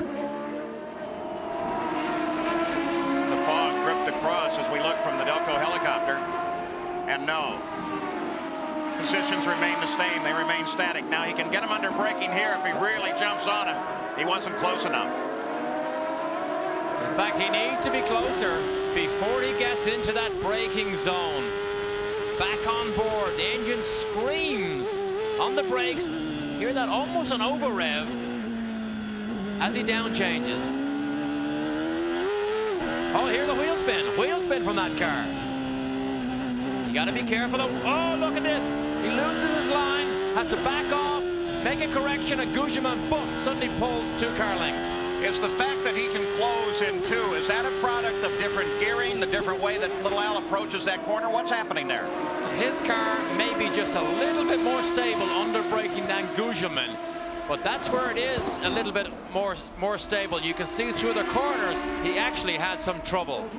Gugelmin, you can see him actually bottling as he heads down into turn 2. So perhaps that is just exactly what's causing his problem and allowing Allenser Jr. to close in. Look at Ari Leyendijk as he's lined up behind Sullivan. Johansson is there as well, but Mansell is just in front of this battle. And look at Leyendijk. He tries a whole different line down the inside, and it works. Leyendijk moves into 4th. After 21 laps of following Danny Sullivan, look at Sullivan has a little poke down the inside. Leyendijk finally finds, or actually makes, enough room as he went through that little kink at turn 1 down the inside. He got a great run off the hairpin. That was a matter of him forcing his nose into position and making room for himself. Now Sullivan is in a battle as well. You saw just a glimpse of the nose of Johansson's car come up on the right. Now he moves to the left. Oh, Johansson stuck his nose down the outside under braking, which is virtually impossible. But all he was doing was telling Sullivan, I'm right here, and I'm going to turn the pressure up. So Sullivan needs to look out when they get to the bottom of the hill and to the left-hander turning onto the pit straight. Jan Beekes, a report on Mansell? Yes, that's right, Paul. He is dropping back a little bit and has radioed in that he's experiencing some understeer. The crew says just hang in there during the pit stops. We can make a tire pressure change and get that car back the way you want it. At the moment, that's why he's dropping back. We're on lap 22. Jan Beekes, where are we going to see those first pit stops? Well, we know for Mansell in particular, that'll be 8 laps from now. On lap 30 is when we'll see him here. So if he can hold that position for 8 laps, the crew is confident that with a front tire pressure change, they can get that car back to neutral. So now Danny Sullivan under heavy challenge by Stefan Johansson. We get an opportunity to look back at a replay of that pass of Leyendijk past Danny Sullivan. 21 laps he hung on. But here it is here. Sullivan, or Leyendijk got a great run. Now he squeezes down the inside. In fact, he's in on the pit lane. Gets inside Sullivan. That's it. It's all over. He has the position. Within 2 laps, he has drawn away almost 2.5 seconds from Danny Sullivan. Almost puts you in mind of Nigel Mansell, the way he approaches that corner too, like totally offline. You run down into the corner. You don't really care what the approach is. You just kind of gather it up before the apex. Mansell's lines are definitely different than a lot of other drivers. Jan mentioned understeer earlier. Understeer, of course, is the common international term. Push is the American term. Literally means you arrive at the corner, turn the steering wheel, and the car just wants to plow or push straight on. It can slow down, it can slow the racing car down quite a bit. Ari Leyendijk now sits in 4th place, chasing Nigel Mansell. Ari is in a good position. He has never finished better than 6th on this course. Willie T. Ribbs just took a quick spin off the course, and then when he did so, he buried the back wheels. And so now they call for a tow vehicle to come get Willie out of there. He spun the back wheels. They're dug into the sand here, and they're going to need the IndyCar safety team to pull him out. And this is the inside of turn 5. This is turn 4 here, one of the fastest corners on the racetrack. Willie T lost it exiting turn 5, spun to the inside rather than hit anything on the outside. It's interesting, you get this far on in the season and the drivers are so comfortable with the presence of the IndyCar safety team, who are the same people weekend after weekend. Look how close as that vehicle moved around the track. They just drift in and out of them, make them part of the corner, and go right on. This is a great battle here, Paul, because Mansell is losing a little bit of grip, and Leyendijk knows that. He spent 2 laps getting right up behind him. Now the chase really starts. You saw the safety truck off on the left-hand side there. Mansell this weekend has a new front wing on that car. They tried it at Nazareth. It was very successful, and they have found it to be beneficial and better here also. They were very careful about it at Nazareth, though. They're very sensitive to anybody else figuring out exactly what they're doing with the front wing. And of course, that was their special wing, you may remember, at Nazareth, that they were absolutely believing that they have to make sure that that wing is on the car that they were going to end up in the race with while they were switching back and forth. At the front of the field, it is Paul Tracy. But now Emerson Fittipaldi is closed in to within a second of Tracy. Paul is due for his first stop at any time now. We are on lap number 26 of the 84-lap run, 186 miles, 300 kilometers. Paul Tracy has led from the green flag. In their confrontation, Tracy and Fittipaldi have pulled a full 21 seconds ahead of the third-place car of Nigel Mansell. A good view of him coming up the hill. And the cushion over Emerson that Tracy enjoyed, that he built up in the first 7 to 10 laps, has now been eroded away, and fastest man on the racetrack at the moment is Emerson Fittipaldi, just over 1/10 of a second faster than Tracy's fastest lap. Emerson's lap, 72.5. Tracy makes the turn onto the pit road. Separate here, makes the left-hand turn up the pits itself, and Jan Bikas is there. Paul Tracy brings it to a stop, and he is trying to break the streak, Paul, of the last 5 years of a pole sitter winning. He wants to break that streak. We're looking very closely for any chassis changes. We don't see any. They've decided that Emerson Fittipaldi is going to come in 2 laps from now. Paul Tracy has got it at 14.2 seconds. Boy, he must be satisfied with that car. In and out, and he doesn't touch it. He doesn't touch it, which is always a good sign, but the outlap on these cold tires often is the telltale lap. Tracy is spectacular on cold tires. He joins the fray right in front of Mansell. This is for position here. Remember, this is for position on the racetrack. And don't forget Mid-Ohio, no love lost here. Mansell had hoped he could wrap his championship up at Mid-Ohio when he got in contact, and Leyendijk is right in there. He darts around Mansell, and Leyendijk picks up second place. The little confusion of the presence of Tracy, and Leyendijk took advantage of it, and he's there, and now here comes Sullivan. Sullivan tries to poke his nose alongside Mansell. Mansell won't have any of this. Sometimes your opportunity knocks as Leyendijk gets that car sideways. He's now trying to pass Paul Tracy, but Mansell was clearly held up by Tracy, and Leyendijk took the opportunity. Great move. When he is driven, Leyendijk can be an inspired racing driver. You saw it in his win at Nazareth several years ago. Are we seeing it here again today? As he continues his pursuit, Paul Tracy is just ahead of him, and we expect Fittipaldi in the pits at any moment, the leader of the race. It was great from the in-car camera. We saw Leyendijk shoots down the pit lane. He is in the pit lane, but you saw it from the in-car camera of Leyendijk poking his wheel down inside Mansell. Leyendijk makes that turn into the pits. The Ganassi team falls on the car. Johansson comes in as well. One of their strong points has been their pit work. This crew is exceptional. Change of tires, but no obvious change to the aerodynamics of the car. Here's another man who is happy with the aerodynamics set up now on fresh tires on all 4 corners, and he's back out. All of them very conscious that the speed limit of the pits is 80 miles an hour. You get it to 86 miles an hour, they're going to give you a stop-and-go penalty. Now the next pit we need to watch for is Mansell's. Leyendijk is back out right behind Robbie Buell in the MyJack car, owned and operated by Dale Coyne. Moves inside him, gets on his way. We wait too for Fittipaldi, who is the leader, due in at any second now. Paul Tracy came out, of course, there is Fittipaldi in, Jan. Fittipaldi hit right on the mark works. Boy, Paul, he came screaming in here trying to save as much time as possible. This is another Penske car that we're expecting to see no changes. The tires are on. Man, that was quick. Just waiting for the last bit of fuel, and Emerson Fittipaldi to be on. He's off, and he's out of here. 13.7 seconds, Paul.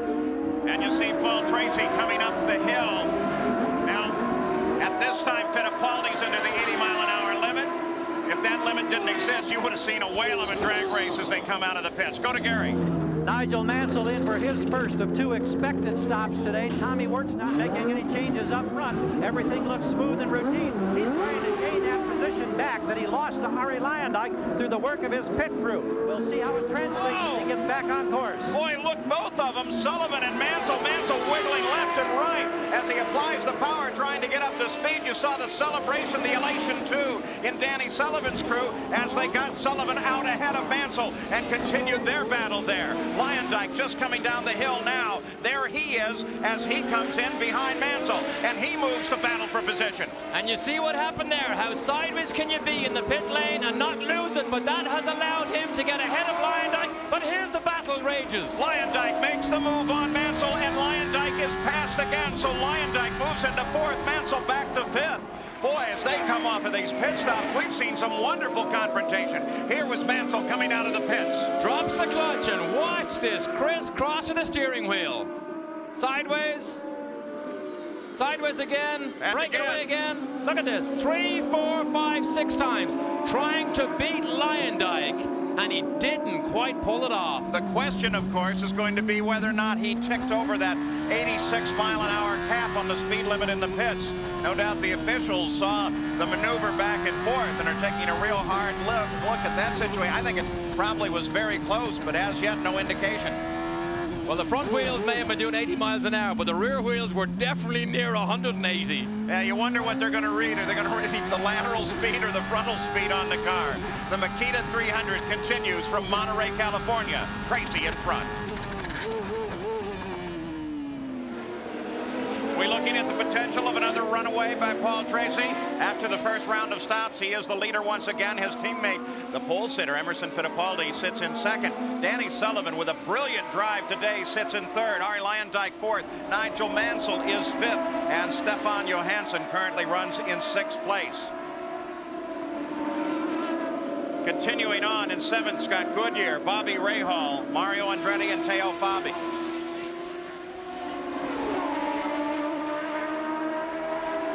You can see that Goodyear got the better of Rahal during those pit stops. He was behind him before he went in. Now he is ahead of him. There has been a little bit of shuffling because Al Unser Jr., who's a little bit further back, has managed to claw his way past Teo Fabi. Looking back through the field now. Here comes Mario, Al Unser Jr. and Teo coming down the hill. And little Al, of course, full load of fuel. Look at him. He bottomed going into the corner, and then with that full load, got on the brakes very hard, smoked all the tires. And that is a scary thing to do down on that hairpin, because if you lock the brakes and you make a beeline for the inside line, you can T-bone somebody so easily. Believe it or not, sometimes the car ahead sees the smoke coming, and if he thinks it's going to be an accident, he'll actually move wide. Mario didn't that time. Change in weight on the car from when it goes in empty to when it comes out is well over 200 pounds. And if they don't set their controls in the cockpit for handling just exactly right, that race car can be very hard to handle.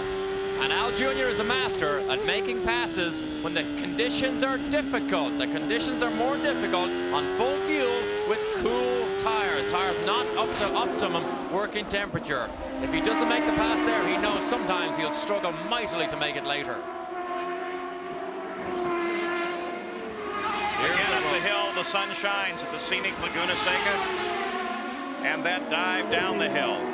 Thrilling ride the first couple of times, tedious after that, and a very fast left-hander at the bottom that's very difficult to drive. Here we go again. Is he close enough? Is he close? He's going to try it. Nope. Oh, you need to almost be side by side. See, Mario clips the curb on the inside. You got to be side by side with Mario if you're going to make a realistic pass. Look at Rahal. Rahal looking for that line that has worked for others today as he moves on Scott Goodyear. Rahal currently 8th, looking for 7th. There is racing room here, but sometimes you have to force the issue. And down into turn 2, you really have to force it sometimes. Rahal wasn't prepared to do that right there. Rahal uses all of the course and then some, continuing his pursuit of Scott Goodyear.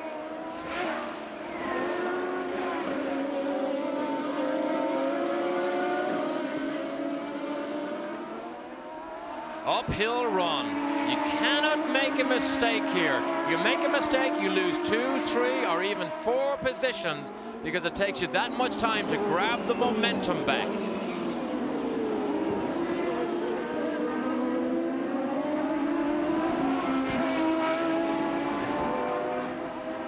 Fight broken off for the moment here. Let's go and take a look at Raul Boisel.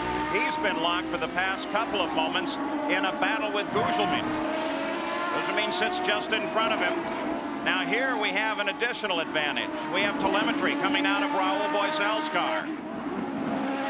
And this is real-time telemetry. What you see is what's going on in Boisel's Ford engine as we see it. Watch the speed on the right side climb up. 168, almost 170 miles an hour, and he's only 4 or 5 laps after his pit stop. Boisel not as fast, not as competitive as he has been in weekends past.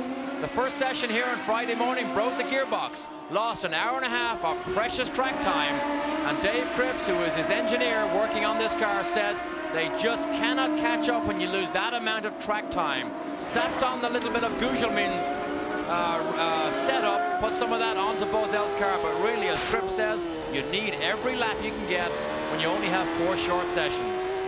Boisel has not only his battle with Gugelmin, but he's also just about 10 seconds from going a lap down. Keep an eye on the back of Gugelmin's car as well, too. It looked as if they climbed, when they climbed the hill, that there was a bit of misting at the back of his car. Jan Vigas, you can update us on Boisel? Actually, I can update you on the whole Dick Simon team. All 4 of their cars are all running together. To add to what Derek was talking about short sessions, they did not have the opportunity to come here and test. So they're just shooting with what they would use as their normal road course setup. Obviously, all those drivers are very close together. Alonso Jr. makes a move on Mario Andretti. Teo Fabi closes in as well. So this fight that has been set up for several laps now becomes something very real. Mario sweeps to the outside. Teo looks for the inside. It's a battle for 10th place. And let me tell you, that was absolutely forcing the issue. Look at Al Jr. down the inside, and Mario does not give up. Watch this. Watch the wheels almost contact each other. Mario was not willing to give that up, but Al Jr. forced his hand. Fabi almost followed Al Jr. through. And really a spectacular piece of driving by all 3. Mario stayed right where he needed to be. Little Al stayed low on the corner. Teo put the nose in there, but continued to be part of the battle. Willie T. Ribbs, he got restarted, but now he's off the edge of the course again. So Willie T. with a continuing problem on a hard day on what it essentially is his home track. Back at the Makita 300, we're tracking Mario Andretti and Teo Fabi and their circulating battle for 10th place and the interval. Brian Till being reported out of the race now with a broken header on the car. Assisting ESPN with aerial coverage of this year's 1993 Monterey Grand Prix are the fine folks from Delco, the official battery of IndyCar racing. Look at that view down. And the tremendous crowd, once again, just a gigantic crowd here at Laguna Seca. Even despite all the fog this morning, they were here plenty early at 6 o'clock. Scott Sharp there on the outside of the fight between Lyondike and Sullivan, and Scott's staying with that battle. Oh, I'm not sure he saw Lyondike. Oh, who's that? Jimmy Vasser. Jimmy Vasser in all sorts of trouble on the way up the hill. Gets it out of control, and luckily didn't get all the way to that concrete wall. Boy, he just gathered that car up at the last possible second. No doubt felt that he was in trouble as he started the turn into the corner, got out of everything, and was able to keep it under control. Mark Smith now the next one on Danny Sullivan's shopping list. They are lapping these cars. Mark Smith in the 92 Penske. I think he's had a tremendous baptism into IndyCar racing. Moves aside as he should. He'll see Lyondike. He'll allow him to go by because he knows they are in a private battle. Mark Smith does. He moves to the right-hand side, lets Lyondike through. It's my understanding that Mark Smith, with Craftsman, may be moving over to Derek Walker next year, and that would be a fine move for him, and also opens a wonderful opportunity with Frank Archiero's team. Another team and driver that probably haven't got the results they deserve. Mark Smith has been in the top 10 on many, many occasions, but he has suffered more than his fair share of gearbox problems. We take you all the way through the running order now at the completion of 38 laps. Again, the name that is most prominent, though not visible on the screen all that much, is Paul Tracy. That's because he's 11 seconds in front of the entire field with another terrific run. But let's just go back to Phoenix and remember when he had 2 laps on the entire field and then trouble. We don't hope that on him. It seems like there's been a great deal of maturing during the year, but we'll keep an eye on it. On board, Danny Sullivan. Oh, Fabi's out of in trouble. And fortunately, Gordon sees it plenty ahead, but what about the rest? Yes, they all get a good view of him and are able to get out of the throttle as he gets back on course. Trying to get by Mario Andretti, forced the issue. That was turn 4, the very fast right-hander, but luckily he didn't stall the car. We saw him wheel spin away from that stop position. This now is a battle for position with Fabi and Gugelmin. Dale Fabi was 11th. Gordon got around him, then picked up the position and pulled Gugelmin into contact with Fabi. Tail end of that pack is Paul Tracy. So Tracy very close to putting a lap onto Fabi and Gugelmin. Well, we mentioned not so long ago that he was 10 seconds behind Gugelmin. Now look, he's right there. We get Ford telemetry out of this car as well. RPMs on the top, throttle position on the bottom, and of course the miles per hour as the speed climbs coming up the hill. Over the top, downhill now. 175 we saw, so you can see as this low drops, he's actually running almost 5 miles an hour quicker than Bozell was at that particular time. Mind you, that was only a 1-lap sample we took from Bozell. See the throttle? You can see him playing with the throttle. Now it's full. Changes gear. Off completely for the right-hander. That's where Fabi crashed. That's where Fabi spun. And gets back on the power again. But now Tracy about to pick his way through the back markers. Next one on his list is Bozell. And this is where Tracy must be so very careful as he works his way through the field. It's been a dangerous positioning for him in the past. Jan Beekes, you have an update?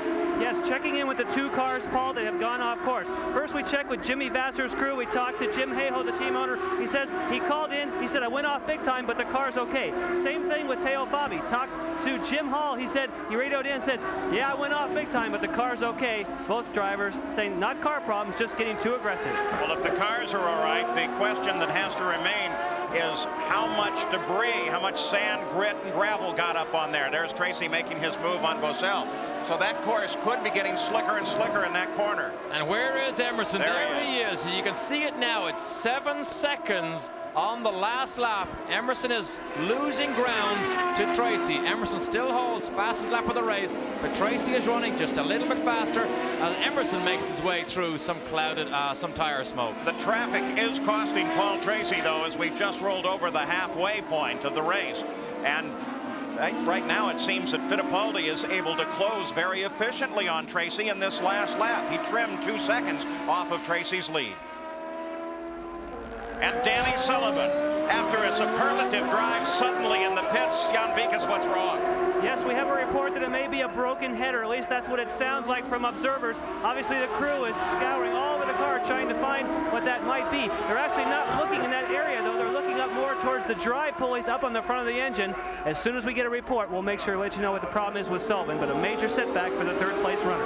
Very costly to Danny Sullivan. Ari Lyondike comes up and takes 3rd place, followed by Mansell and by Johansson. Piece of debris off the last corner. What that? Looked like a rear wing from Robbie Buell's MyJack car. I mean, it's so... Yep. Oh, no, it wasn't Buell.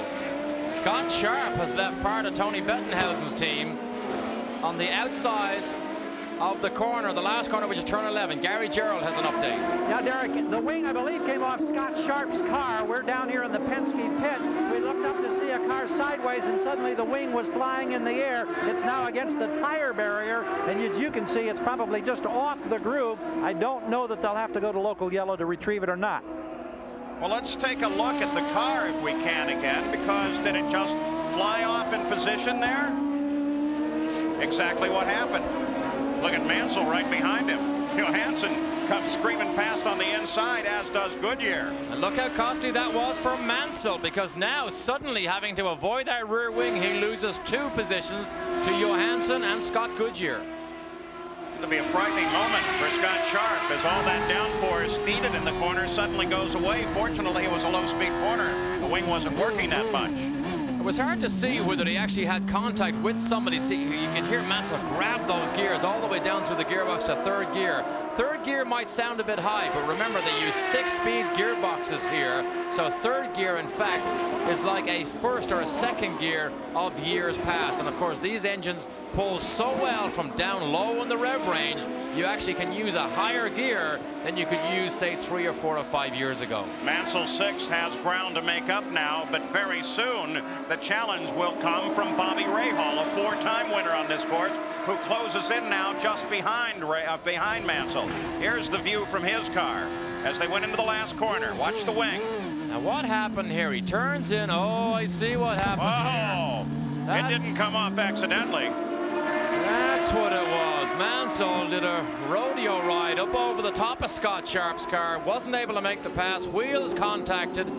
I wonder, is Mansell's right front suspension now broken? Here it is again. It's under braking for turn 11, the slowest corner on the racetrack. Makes a commitment down the inside. Doesn't get close enough. Scott Sharp turns in, doesn't see Mansell. Up over the top, knocks the rear wing off, loses a couple of positions himself, and sends Scott Sharp back to Tony Bettenhausen for hopefully a spare rear wing, and he can continue. One incredibly lucky man, I would say, Nigel Mansell. That could have flipped the car right through the air. Behind Mark Smith, moves aside, Mark moves to the left, Mansell goes through. I'm looking to see, is there any damage on Mansell's car on that right front wing? I don't see anything, so it looks like it was literally just a suspension wheel-to-wheel contact, and we presume nothing is bent. Take a look at this onboard camera. We can study the suspension parts. They all look straight. Now, despite that contact, it looks like he's gotten away with it. I'll tell you how tough the Lola is. That's right. Tell you how difficult it is to win. The world champion in the Lola struggling to keep pace with these Penskes. And it's amazing how good he's been all through the year on the oval tracks where everybody else thought he might struggle. At the front of the field, it's still Tracy and Fittipaldi not in contest, separated by 6 seconds. So we take a look at Robbie Gordon, now being worried by Teo Fabi. Gordon currently in 9th place. And Teo lining up with him. And who's that tucked in behind? The leader of the race, Paul Tracy, all alone. His nearest competitor, his own teammate, 5 seconds back. He has fallen foul of passing traffic in the past. It is very painful, I'm sure, for him to watch what happened in Mid-Ohio when he had yet another win and he threw it all away. Jan Beekes is with Danny Sullivan. Danny, your 1993 season ended earlier than you hoped. What put you out? Well, it turned out to be an exhaust header, broke in half, and as you know, that just everything goes away. But it was good till then. Crew did a tremendous job to take me from 5th to 3rd, and the car was running, you know, no problem. And you know how it goes. It just goes like that. Just one moment it's there, and the next minute it's off song and no power. Thanks. Thank you. Paul Tracy looking for room. Danny Sullivan's first DNF in 10 races here at Laguna. When Danny says it all goes away when the exhaust header breaks, of course what he means is the turbocharger loses all its boost because it's no longer pressurized, and actually you can set fire to the bodywork of the car if you continue to run with a broken header. Hot exhaust gases pouring out of the opening that was not intended. That can very quickly set a machine on fire. Robbie Gordon continues to motor around the course out of contact now in his fight with Teo Fabi, and Paul Tracy continues to carve his way through the field, lapping almost everyone. Take a look there. Scott Sharp, new wing on the car. It carries number 16. The other car in the team, that of Stefan Johansson. Very quick replacement of that wing. Gary Gerald? Well, we're very impressed with the way Tony Bettenhausen's second team went to work here. You have to worry about the bolts being stripped and how clean is the post going to be where that ring was torn off. But they made an amazingly fast change. They had to take a spare from Stefan Johansson's car. So keep in mind, on the side of that wing, it'll say 16, but it's still Scott Sharp in number 33. He's happy to be back out there getting some valuable experience. Yeah, but Gary, the problem may be is it doesn't look like the wing is on particularly straight. It is not on straight. You can clearly see there is something else bent in the mounting of that rear wing. But as he goes away from us here, clearly that wing is not on. But however, if it is secure, he will still get downforce from that wing. Enough anyway. Willie T-Ribs finally retiring from this race. No reason given for his retirement. And they keep Scott Sharp out. And on the race course, apparently they just want him to finish now. They're not anticipating coming in doing anything with that wing. Let's go forward in the field once again. 5th place, Scott Goodyear. Johansson should be just up course from him, then Leyendijk, then Fittipaldi. Goodyear leaves this team at the end of the season. Thought the omen was that he was going to win this race because the last 2 races finished 3rd, finished 2nd. He said he's got to finish 1st here. What a great way it would have been to end his very successful association with Derek Walker, but it may not be. Look at Ray Hall. Ray Hall right behind Mansell. 6th and 7th place. Jan, you have a report? Yes, speaking of Mansell, the champion right now is having difficulty with the same thing he did earlier in that they're having a push. The crew is hoping that when he comes in, they can make another change. The tire pressure wasn't enough. They're going to try front wings and some more tire pressure adjustments to get the push out of Mansell's car. That's why he's dropping back. As they came off of the last pit stops, Paul Tracy was a full 11 seconds in front of Emerson Fittipaldi. Fittipaldi's closing in. He's now 2 seconds back. If they get any closer, we'll jump on top of it. In the meantime, let's stay here. We're back to the lead of the field. There is Tracy. We look for Fittipaldi. Tracy, I still say, has to be careful. He dropped the ball so many times this year. The very worst thing he could do as he closes in on Mario is make a mistake again. There is Emerson. He is absolutely reeling him in. Less than 3 seconds now, it looks like. Look at Mark Smith. Is he in trouble? He's moving aside, slowing down. That's everybody down the inside. Fittipaldi has been running laps faster than the leader, Paul Tracy. That's obvious by the fact he's closing in. On the last lap, though, Tracy was 0.6 faster, but Fittipaldi was handling traffic earlier and counted by Tracy. And handling traffic is what you have to be very good at, but you can clearly see here now, Emerson is closer than he's been for many laps over Paul Tracy, but Tracy has clear road ahead of him. 2 cars in separation right now. That's Fabi, that's Andretti, but they're in their own battle. That's a fight for 9th place. So they're not going to give any ground as Fittipaldi comes up and tries to catch his teammate to battle for the lead. During qualifying, Emerson was 7th fastest with only 4 minutes to go. Came in, made a small, minute change. He liked it and went straight out, and in the very last lap, boom, grabbed the pole away from Paul Tracy. Still that battle between Andretti and Fabi, just behind Paul Tracy, while at the same time, now Emerson Fittipaldi tries to hunt down his own teammate as the Penske team battles within itself for the last race of the season. From Laguna Seca Raceway, our great aerials being provided by Delco, the official battery of IndyCar racing. The Makita 300. We are now 54 laps deep. There's the chopper with the camera hanging off one side, keeping track especially of the top of the hill. We're keeping track of Tracy and Fittipaldi. They were so close together just a few moments ago, but now with traffic and the battle between Fabi and Mario in between them, Fittipaldi has been forced to drop back just a bit. We're still threatened with a cloud bank not far away from the racetrack, but at the moment, beautiful blue skies over Laguna Seca and clear air. Now, we're looking ahead to some pit stops upcoming. Jan Bikus, what can we expect? Paul, we can expect to see Emerson Fittipaldi first this time instead of Paul Tracy for the Penske team. They have already rolled out the tires. They say that it is a tire situation, not a fuel one. In other words, Emerson felt that his tires went off on that first sequence. He wants fresher tires sooner. He thinks that's going to give an advantage. Lap 56 next time for Emerson. The very next lap will be Tracy. You talk about tires, Jan. Nigel Bennett said the biggest problem with designing an IndyCar, he believes the tires are too small for the weight and the horsepower these cars put out. They are under-tired, and it becomes a designer's nightmare sometimes trying to design a car that's faster, knowing that you have to make these tires live. Emerson now is in, and Jan is there. Whoa, he gets sideways coming in, but he does hit it. He is taking everything he can to cut down the time here in the pits. He pulls off a tearaway. They're changing all 4 tires as normal. We do not see any chassis changes. They're getting ready for the last few drops of fuel, and Emerson Fittipaldi will make his final pit stop in 1993. He's on the ring in 14.9 seconds, Paul.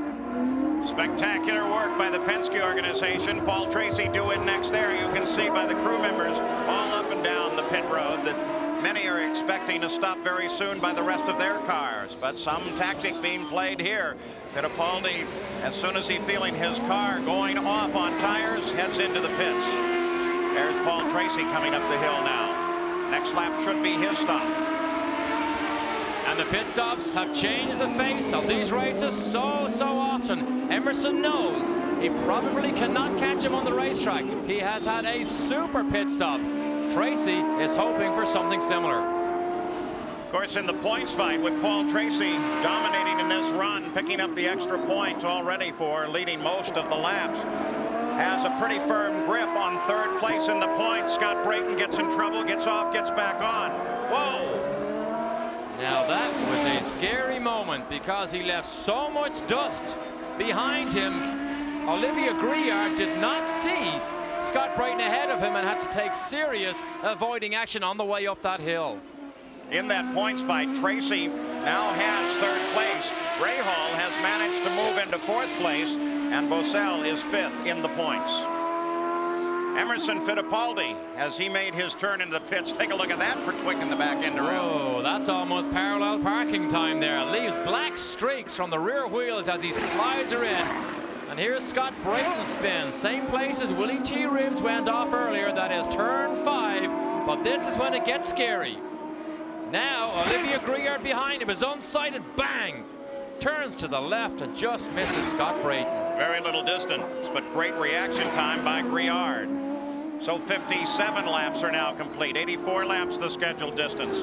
Now look what's happening here, Paul. Tracy ran 2 laps on a light fuel load, hoping that will keep that advantage he enjoyed over Emerson. Jan Beekes.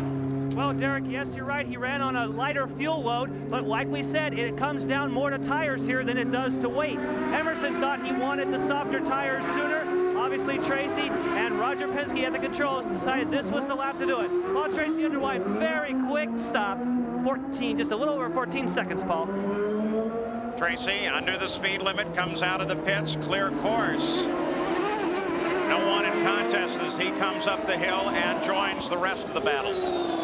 Coming in behind Rahal.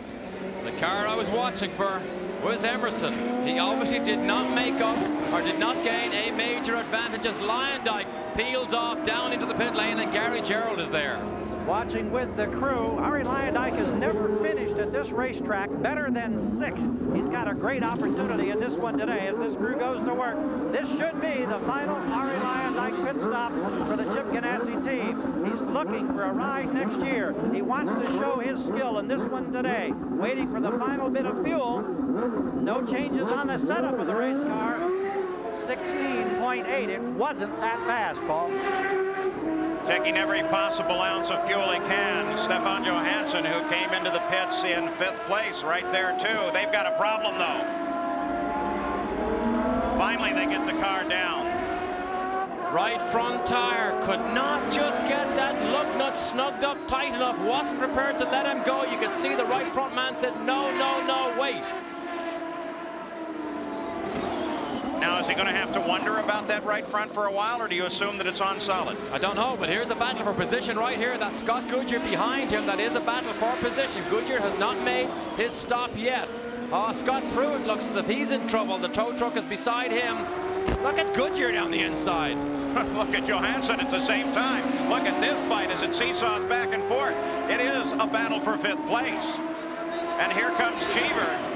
He's not in this fight, but he sure like to join it. He's several laps behind the run of the race. Great move, risky move by Scott Goodyear in the Mackenzie car around the outside of Johansson. Johansson is slowed down a bit, and Cheever takes the opportunity to also make a pass on Stefan. Cheever runs 16th. He's a lap behind the leader lap. Now with those pit stops, 1st through 9th are all running with the leader, Paul Tracy.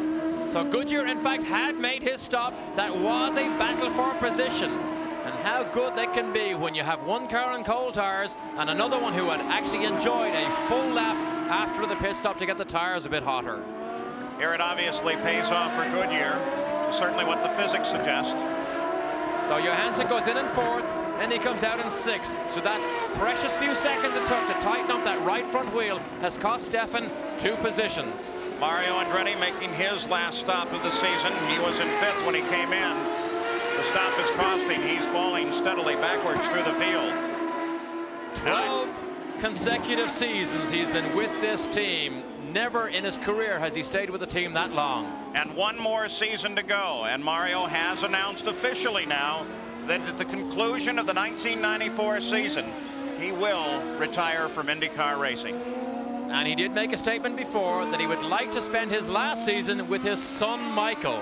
That's not going to be, because we know that Michael has moved to Ganassi Racing with the new Reynard. Running in 3rd place at the time he turned on to the pit road is Nigel Mansell-Jan.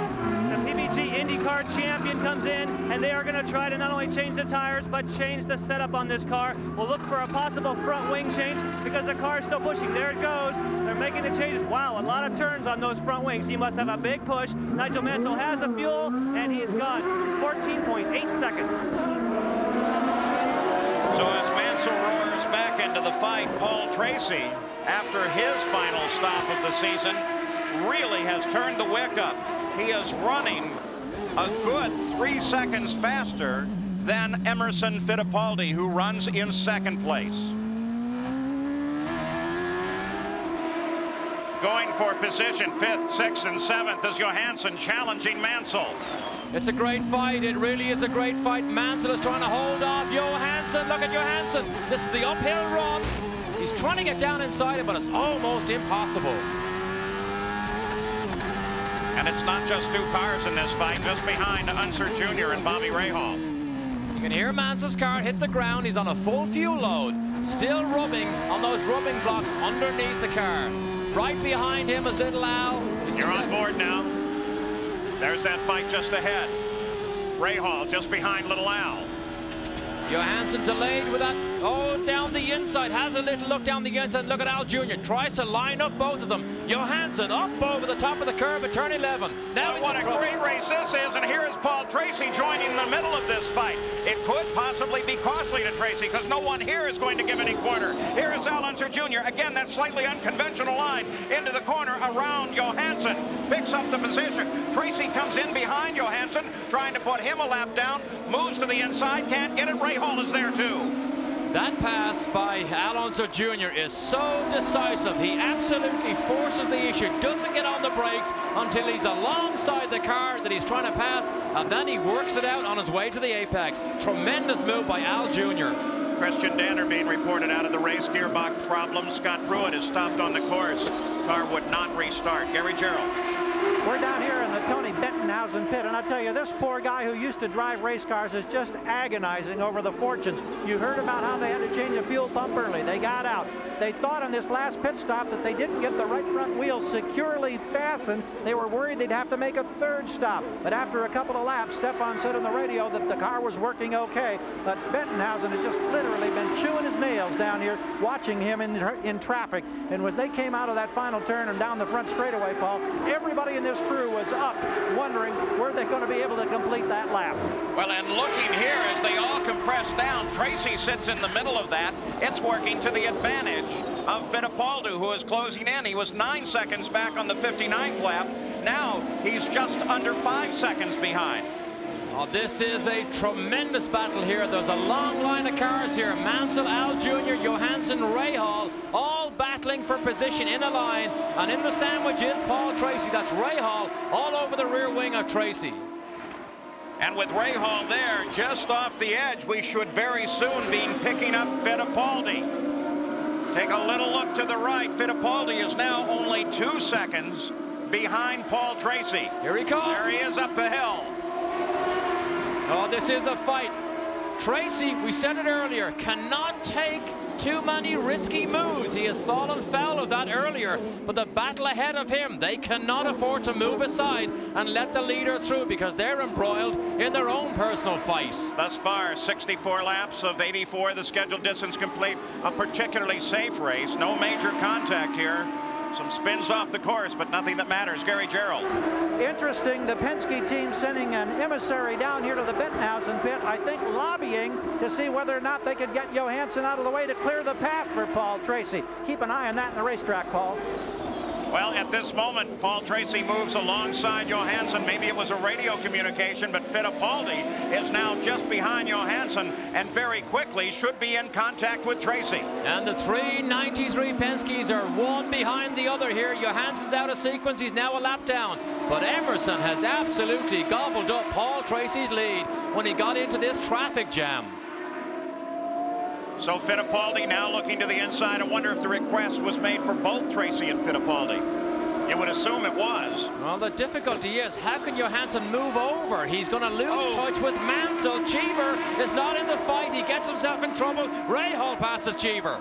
Al Unser Jr. caught up behind Briard now as he moves inside Briard. And Tracy very hard on the brakes looking for room. That's where you get in trouble. That's where Tracy could so easily get in trouble by trying to slice past Briard. He backed off and let Briard sort himself out, but Emerson is right there. Tracy dropped a wheel off, got off the right side of the course. Emerson closed in. Now Emerson is right behind Tracy. They both try to duck under Johansson as Rahal closes in to join this fight as well. But the battle is now for the lead as Fittipaldi challenges his teammate. Great fight here. Rahal, remember, is trying to catch Johansson. Johansson does not let Tracy through, and Emerson is right behind him. Great fight. Boy, you wanted to see a car race. We have one here today at Laguna Seca. Round 16 of the PPG IndyCar World Series. The last race of the year. We suggested it might be a time for everybody to show off. But look at Fittipaldi and Tracy. They've got jobs for next year, and they're still showing off. Johansson, they're trying to lap him. Tracy has to watch what goes on ahead as well as what goes on behind. There are no team orders, no championship to be decided here. It's just bragging rights on the final race of the season. With the speed of Tracy and the absence of full course yellows, we're running at 106 miles an hour average race speed. That's 3 miles an hour faster than Michael Andretti's race record. Jan? Well, you say there's no team orders in the Penske camp, but what there is that Roger Penske is, of course, telling Paul Tracy, take it easy, watch yourself in traffic because of the problems he's had before. That's given Emerson the chance to close right in. Now, Johansson has lost touch with Al Unser Jr. He probably will move over soon because the heat is certainly being turned up here. Here we go. Here comes Tracy moving down to the inside. He cycles past Johansson, so for the moment, Tracy and Fittipaldi are separate. We're in Laguna Seca, California, the Toyota Monterey Grand Prix, the Makita 300 underway, coming to its closing moments now, and a tremendous battle redeveloping for the lead. Paul Tracy powerful throughout most of the race, pulling away from the field. But in the last few laps, Fittipaldi, his very own teammate, has been driving like a man possessed and is now sitting right on the rear wing of Paul Tracy. Tracy holds off one of the most experienced men in all of motor racing. If Paul Tracy could ever achieve the accolades that Emerson had, he would have a tremendous season. But I'll tell you what, Emerson is going to have his work cut out for him to pass Tracy. Catching him is one thing, actually making or expecting it to be easy Emerson knows he will not be. Jan Beekes. Unbelievably, we just had a report that Paul Tracy's going to have to come in the pits because his seat belts have become undone. Paul Tracy, our leader, I've never heard of that. Derek, he'll be here any second. Happened several years ago at Scott Pruitt in Detroit, where he kept having his seat belts unbuttoned and had to come in to get them reattached. Talk about a man who, when he has bad luck, if he doesn't have it for himself, something else gets into the mix. You might ask why? Why stop? Well, remember, he gets beaten around and thrown around that cockpit when he goes left, right, accelerates and brakes. But the most dangerous part of not having your seatbelts undone, if you have an accident, it is an incredibly dangerous situation to be in. So you're suggesting in part it's a judgment call on his part? In part, I would suggest it will be a judgment call. Well, then how, if they're even attached at all, would he even consider coming into the pits? The only thing about it is he has a clutch rest down for his left foot that he can brace himself in the cockpit with. If he can get away with that, he may struggle on. But the thoughts of an incident and having no seatbelts surely must be on his mind. And of course, it means that he can't drive at 100%. He's driving a little off of his pace now. Fittipaldi, if he doesn't know it, can surely sense it. Jan Beekes? Well, you two hit it right on the nose, and that is that the decision will be Paul Tracy's. They say, live with it if you can, but if you can't make it, we'll hook it back up. It's in his hands right now. Remember, he drove with that broken ankle and won the race at Road America. He's a tough man in the cockpit. Key passing area, but Fittipaldi does not make the attempt. Still, he closes in. How does it happen? Well, very simply, there's a center buckle right on his belly button, and sometimes when the steering movements, if you cross your arms, your elbow can very easily hit that buckle that holds the seat belts together, and if it flicks it the wrong way, suddenly it opens all 6 points of that safety harness. Well, you know, you want a quick release buckle, but is there not a better design than that? Well, I mean, it's a seldom occurrence, admittedly. Right, and when you get to the corkscrew, or when you get in trouble, suddenly your elbows and your arms flay around a lot more than you're used to sometimes. And that can easily undo it. I've had it happen before. 14 laps to go for the 1993 PPG IndyCar World Series. If those belts are very loose, it doesn't seem that Paul Tracy is beginning to show it. He's actually been inspired by the presence of Fittipaldi just behind him and has been pulling away. I mentioned 6-point harnesses. There are 2 around his waist, 2 around his legs, and 2 over his shoulders. But the one buckle holds everything together. When you release it, everything suddenly releases. So for the moment, this fight for the lead is broken off. There are no other fights in the field. It remains static. Car off in the turn 2 as it slides off the edge of the course. We can't see who that is. We'll check it, and we'll report it to you when we come back. Well, what was it? Just a few seconds ago, it was this car. Nigel Mansell, he got together. You'll see the marks on the right side of the car with Mark Smith. Take a look as he comes out. Well, he's going to turn the right side away from us at this point. But he got into some fairly heavy contact. It spun him off. Yellow flags flew in turn 2, and Mansell has just been simply motoring ever since then. It looks like he's pit bound. So that's 2 accidents. You can clearly see over the Haviland sign there that there has been heavy contact with Mark Smith. I don't know why Mansell's going so slowly. Obviously, he thinks there's something else broken in the car, so he's had 2 incidents today. Here it is, down the inside. Whoa, what an argument over a piece of property. I don't know whether he had any chance of making that, because Mark Smith was already turning into the corner when the contact appeared. You see both cars do spin. Gary Gerald is there. Nigel comes in and immediately shuts off the engine, unbuttons the steering wheel. That's the indication that his day may well be over. Now, we had a word that he may have injured or hurt his wrist in that contact when the wheel turned. We don't know if that, in fact, is the case, but Nigel, the 1903 IndyCar champion, is climbing out, Derek. There will not be a season-ending victory for the Newman Haas team. Well, he certainly is favoring his right hand, and you saw in the onboard camera how fast that wheel spun around when the wheels got into the side of Mark Smith's. Nigel has carried that injury for quite a long time. Look at the steering wheel. Watch that. Right hand, watch the impact. Look at that. Yanks the steering wheel to the right. That's what would re-injure that already injured wrist, but I can't see how he was ever going to make it past Mark Smith on the line he was trying to get by him on. Well, he's been using a different line of that corner where he almost makes a turn way early and takes a straight run to the apex and gathers it all up down at the bottom. But in this particular case, Mark Smith was at the bottom when he got there. So the season is over for Mansell. What a spectacle it was to watch him, particularly on ovals. But unfortunately, after 2 incidents, today is over. However, there's a big check ready for him tomorrow night at the banquet. He has added so much to this year and makes history, winning his first IndyCar race. From the pole to the checkered flag at Australia, motors his way all the way to an IndyCar championship, and for 1 week holds both titles at the top of the world, the IndyCar champion and the Formula One champion. That hat that he wears is commemorative of that victory at Nazareth that gave him the championship. Believe it or not, that wrist injury did not come in a racing incident. He fell down on his way into a press conference earlier this year at Cleveland, and that was where that injury occurred, and now it's been aggravated again with that incident with Mark Smith.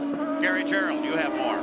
We're alongside Nigel. The IndyCar medical folks are here, and they're going to attend to him. There won't be any confirmation from Nigel as to specifics relating to the problem until they have an opportunity to check it out further. You mentioned, Derek, that unusual incident that happened in Cleveland that resulted in the injury. Nigel's sitting here in the back of an emergency cart now, various crew members checking with him, and now they will take him for examination. We'll have no word from him at this point.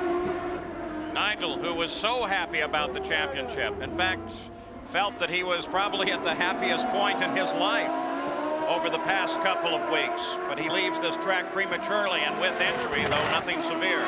We'll get an update from the IndyCar medical people just as soon as it's available. That brings us back to the front of the field. Nothing truly changes. Fittipaldi is still challenging. There will be no golf tomorrow for Nigel Mansell, but he's already had 4 rounds at these glorious golf courses in the Monterey Laguna Seca area here. So the order is Paul Tracy, then Fittipaldi. Leyendijk is 3rd. Scott Goodyear is 4th, followed by Al Unser Jr. Then Stefan Johansson is 6th, followed by Bobby Rahal, Teo Fabi, Mario Andretti, Robbie Gordon is 10th, then Raul Boesel and Adrian Fernandez. If his belts are loose, it's difficult to tell. Paul Tracy continues to set a record pace, 3 miles an hour, over last year's record set by Michael Andretti. But Emerson Fittipaldi is just behind him. Gary Gerald, there could be some interesting tactics at play here. Well, indeed, Paul, because there's a huge bonus at stake for Emerson Fittipaldi, let alone the individual pride in trying to get his 4th win to match Tracy's 4 this season. That Marlboro bonus that goes to the man who starts from the pole has built to $60,000 for this race. So if Emo can get by Tracy, he's got a huge payday in store. Now let's go to the Penske pits. We'll learn more from Jan. Well, we checked with Emerson Fittipaldi's crew and we asked, have you told Emerson that Paul Tracy's belts are loose? This was 3 laps ago. They said, no, we don't have to tell Emerson that. He is going to go after the win. Well, we now have a report that last lap they did call Emerson and tell him the problems that Paul Tracy were having. Obviously, they want him to smell the blood of that prey that he's trying to hunt down. So while the battle at the front of the field continues on, just ahead of them is the ongoing fight with Al Unser Jr. and Scott Goodyear as they work their way through some traffic. Fernandez is now between Tracy and Emerson. This is where Tracy got in trouble earlier. He was not prepared to slice through traffic, and this is where Emerson gobbled up his lead. Now he follows Al Jr. Jr. not in contact with Goodyear. That's Schuster just ahead of him. But again, as Derek suggests, you have to be so very careful in traffic, especially if you're Paul Tracy. And look at Fittipaldi. Fittipaldi pitches it off the course, over the barrier, into the tire wall, and Fittipaldi's race appears to be done. Let's see if he can get it started and get going. He's certainly going to give it a try. Will he bog down in that sand? So many others have. I think he's going to make it back onto the course. And Fittipaldi goes back into the fight. What an incredible piece of driving. He just drops one wheel off, does a quick spin, takes it to the barrier. Something must be broken on the car now, or a tire going down. Is the right rear coming down? A momentary lapse of concentration and an indiscretion almost spelled disaster for Emerson Fittipaldi, and it allows Tracy to move ahead. Look at the dirt that's all over the rear tires and front tires of Fittipaldi's car. boy, did you call it at the start of this race that just that kind of thing is what could cost. It's in a traffic jam. Emerson knows how quick he was before. He's trying to come inside. Matt Schuster tightens the line too much, loses it. But look what happens here. He goes on a buck and bronco ride and just misses. Oh, in fact, he did. He hits the tire barrier. There may be damage to Fittipaldi's car, but he managed to keep the engine running. Remember, he's almost a lap ahead of most of the field, so he can still continue, maybe in second place. They build the car strong in Poole, England, and Fittipaldi is trying to continue on, still being scored in second place as he continues on the circuit. Sometimes it looks easy, and when the world's best can get in trouble that quickly and that easily, it gives you an idea how difficult and dangerous racing can be. He tried to get down the inside of Machusta Panasonic car, and here he goes for a wild ride up in the air, backs it into the tire barriers. Well, well, well, how the face of the race can change in one tiny indiscretion. And you can see, too, really airborne. There's a little dip in that corner. He got the right rear into it as he tried to avoid Mashushta, and boy, that sent him around instantly. So now the pressure comes off Paul Tracy, because suddenly the red and white Marlboro car that was in his mirrors and filled his mirrors suddenly disappears. Let's go to Jan Mikas. Paul, the Penske crew does not expect to see Emerson Fittipaldi here. They were able to see that on a monitor, and they thought for sure he'd be on pit road. But now they say he will try and make it to the end. Car not as severely damaged as first thought. Just 4 laps to go now. When we saw him run off the racetrack again, when we suspected maybe he had a puncture, I think it was just the tires covered in that sand and debris from being so far off the racetrack, and it took about 2 or 3 corners to scrub the tires clean again before he could get on his way. What a wild ride for Emerson. But Fittipaldi stays in second place despite that ride and continues to soldier on now in the closing laps of the 1993 season for the IndyCar. What a season it's been, too. Paul Tracy still out in front. Fittipaldi second, Leyendijk third. Fourth is Goodyear. Unser Jr. is fifth. Then Johansson, Rahal, Teo Fabi, Mario Andretti, Robbie Gordon rounds out the top 10. In 11th, Raul Boesel and Adrian Fernandez is 12th. That takes care of the point main positions.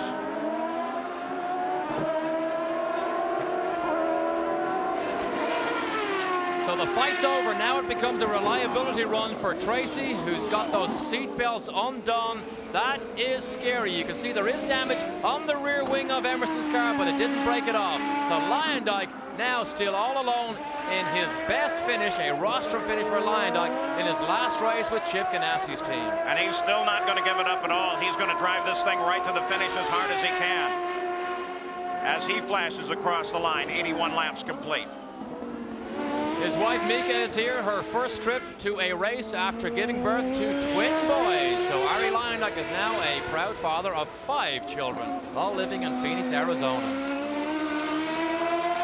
Still no report on Nigel Mansell and whether or not there's any seriousness to that right wrist injury. It didn't look like there was, but when that wheel spins around and the spokes of the steering wheel catches your hand, it can snap a wrist very quickly. He favored it at first getting out of the car, but then while he climbed on the emergency vehicle, he was seen to gesture with it, so let's hope he's okay.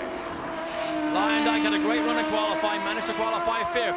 Believed he could have been much higher, maybe up on the second row beside Mansell, except he was blocked on his fastest lap by Nigel Mansell all the way down into turn 2. Now the report comes from IndyCar. Nigel Mansell was checked by the IndyCar medical team and has been released, so no indication of any serious injury there. Tracy all alone works his way through the field. 82 laps complete, 2 to go. Domination here by the Penske cars. Tracy has now lapped everybody all the way up to 4th place, which is now held by Scott Goodyear. But the interesting thing is, Tracy was not the fastest car on the racetrack. Fastest lap of the race is still held by his teammate Emerson at a 72.59. He did that time very early in the race on his first set of tires. Paul Tracy, one would have expected Nigel Mansell to be the master of the natural terrain road courses, but in fact, Paul Tracy has proven to be the road course master this year as he heads for yet another victory. Jens Wintrall with the white flag, the final lap of the 1993 PPG IndyCar World Series, and Paul Tracy merely has to hold on right at 2 miles now. He is unchallenged by his teammate Fittipaldi, who continues in second. Fittipaldi, in turn, is unchallenged by Leyendijk. Scott Goodyear is in fourth. Unser Jr. is fifth. No one in challenge in the top 5 positions.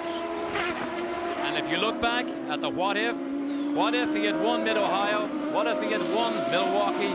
What if he had won Phoenix? How that would have totally changed the face of this championship. Paul Tracy climbs the hill for the last time in this 1993 season at Laguna Seca, down through the corkscrew, looking at the possibility of his 5th win of the season. As Derek suggests, what if this car, this man could perhaps have been the champion, but for 1 or 2 mistakes during the season.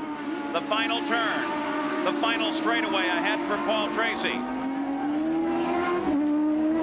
And Paul Tracy climbs the hill. The Marlboro car, the Penske, powered by Chevrolet, takes the checkered flag.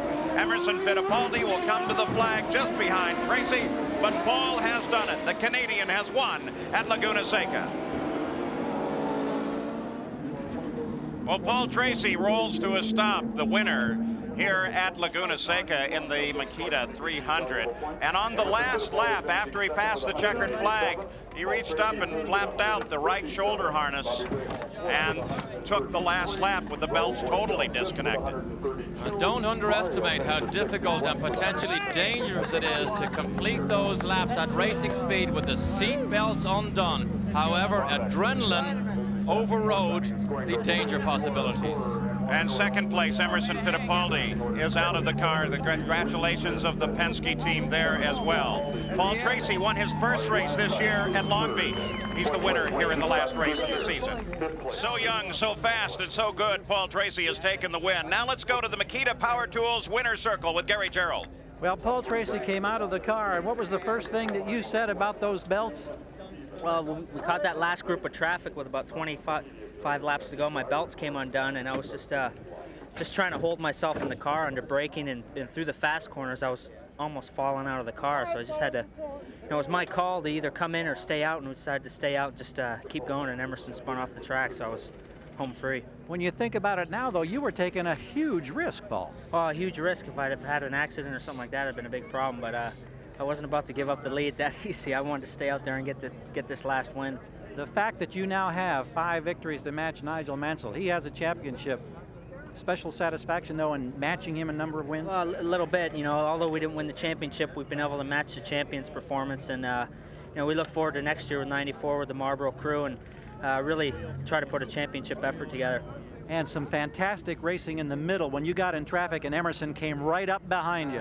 Emerson was really inspired. I was really struggling with the traffic to get by them. There was a lot of guys racing and weren't really looking in their mirrors because they were busy caught up in a battle. But you know, Emerson drove fantastic, and I can't say enough about the whole team, and it's just a great way to end the season off. We congratulate you as we go to Jan Beekes. Thanks. Emerson Fittipaldi, Paul Tracy was just talking about how inspired your driving was. Hey, but you're all full of dirt here. You had a wild ride. Well, it was a great ride, and then when I was diced with Paul, we were trying to pass Hero, and I think Hero went wide, all junior pass, and then Paul passed, and coming out of the corner, when I was just about to spin up, I tried to turn a little more. When I turned a little more, I lost the back end. Do you think you could have caught him had that not happened? Well, I think it would be incredible dice the last 5-6 laps, because I was running a little stronger than Paul. I had a little better grip than Paul, but you know, it was great for the Marlboro team, Penske 1 and 2, finish the season so competitive. I'm very happy. Nice way to finish 93. Thanks, Emerson. Thank you. Penske team 1 and 2. It's unofficial, but there doesn't seem to be any reason for contest as Paul Tracy takes his 5th win of the year. Here are the unofficial final results, followed by Fittipaldi, who finishes 8 points behind Nigel Mansell in the championship. Then Arie Leyendijk, Scott Goodyear, Al Unser Jr., Stefan Johansson. Bobby Rahal, Teo Fabi, Mario Andretti, Robbie Gordon, Raul Boisel, and Adrian Fernandez picks up a PPG point. We look down through the entire field here. 29 cars started, and it is the 5th time that this race here at Laguna Seca has run the entire run without a full course yellow. This track traditionally produces some really great racing. I think we definitely saw a true maturity from Paul Tracy this weekend in the way he dealt with traffic. Didn't fall into that big hole that has consumed him so many times. However, what have we got to look forward to? Tracy, Mansell, Michael, Gordon next year. We could be in for a barnstormer next year. One last look at the final standings of the PPG points for the year, with Nigel Mansell as the IndyCar champion as a rookie, but Paul Tracy with a terrific final run. And the pole man, for the first time in a long time, did not win the race here at Laguna Seca. So congratulations to Paul Tracy, and a special thanks to the teams and drivers of the IndyCar, and especially you, the race fans, for another marvelous year in the IndyCars. I'm Paul Page. So long from Laguna Seca.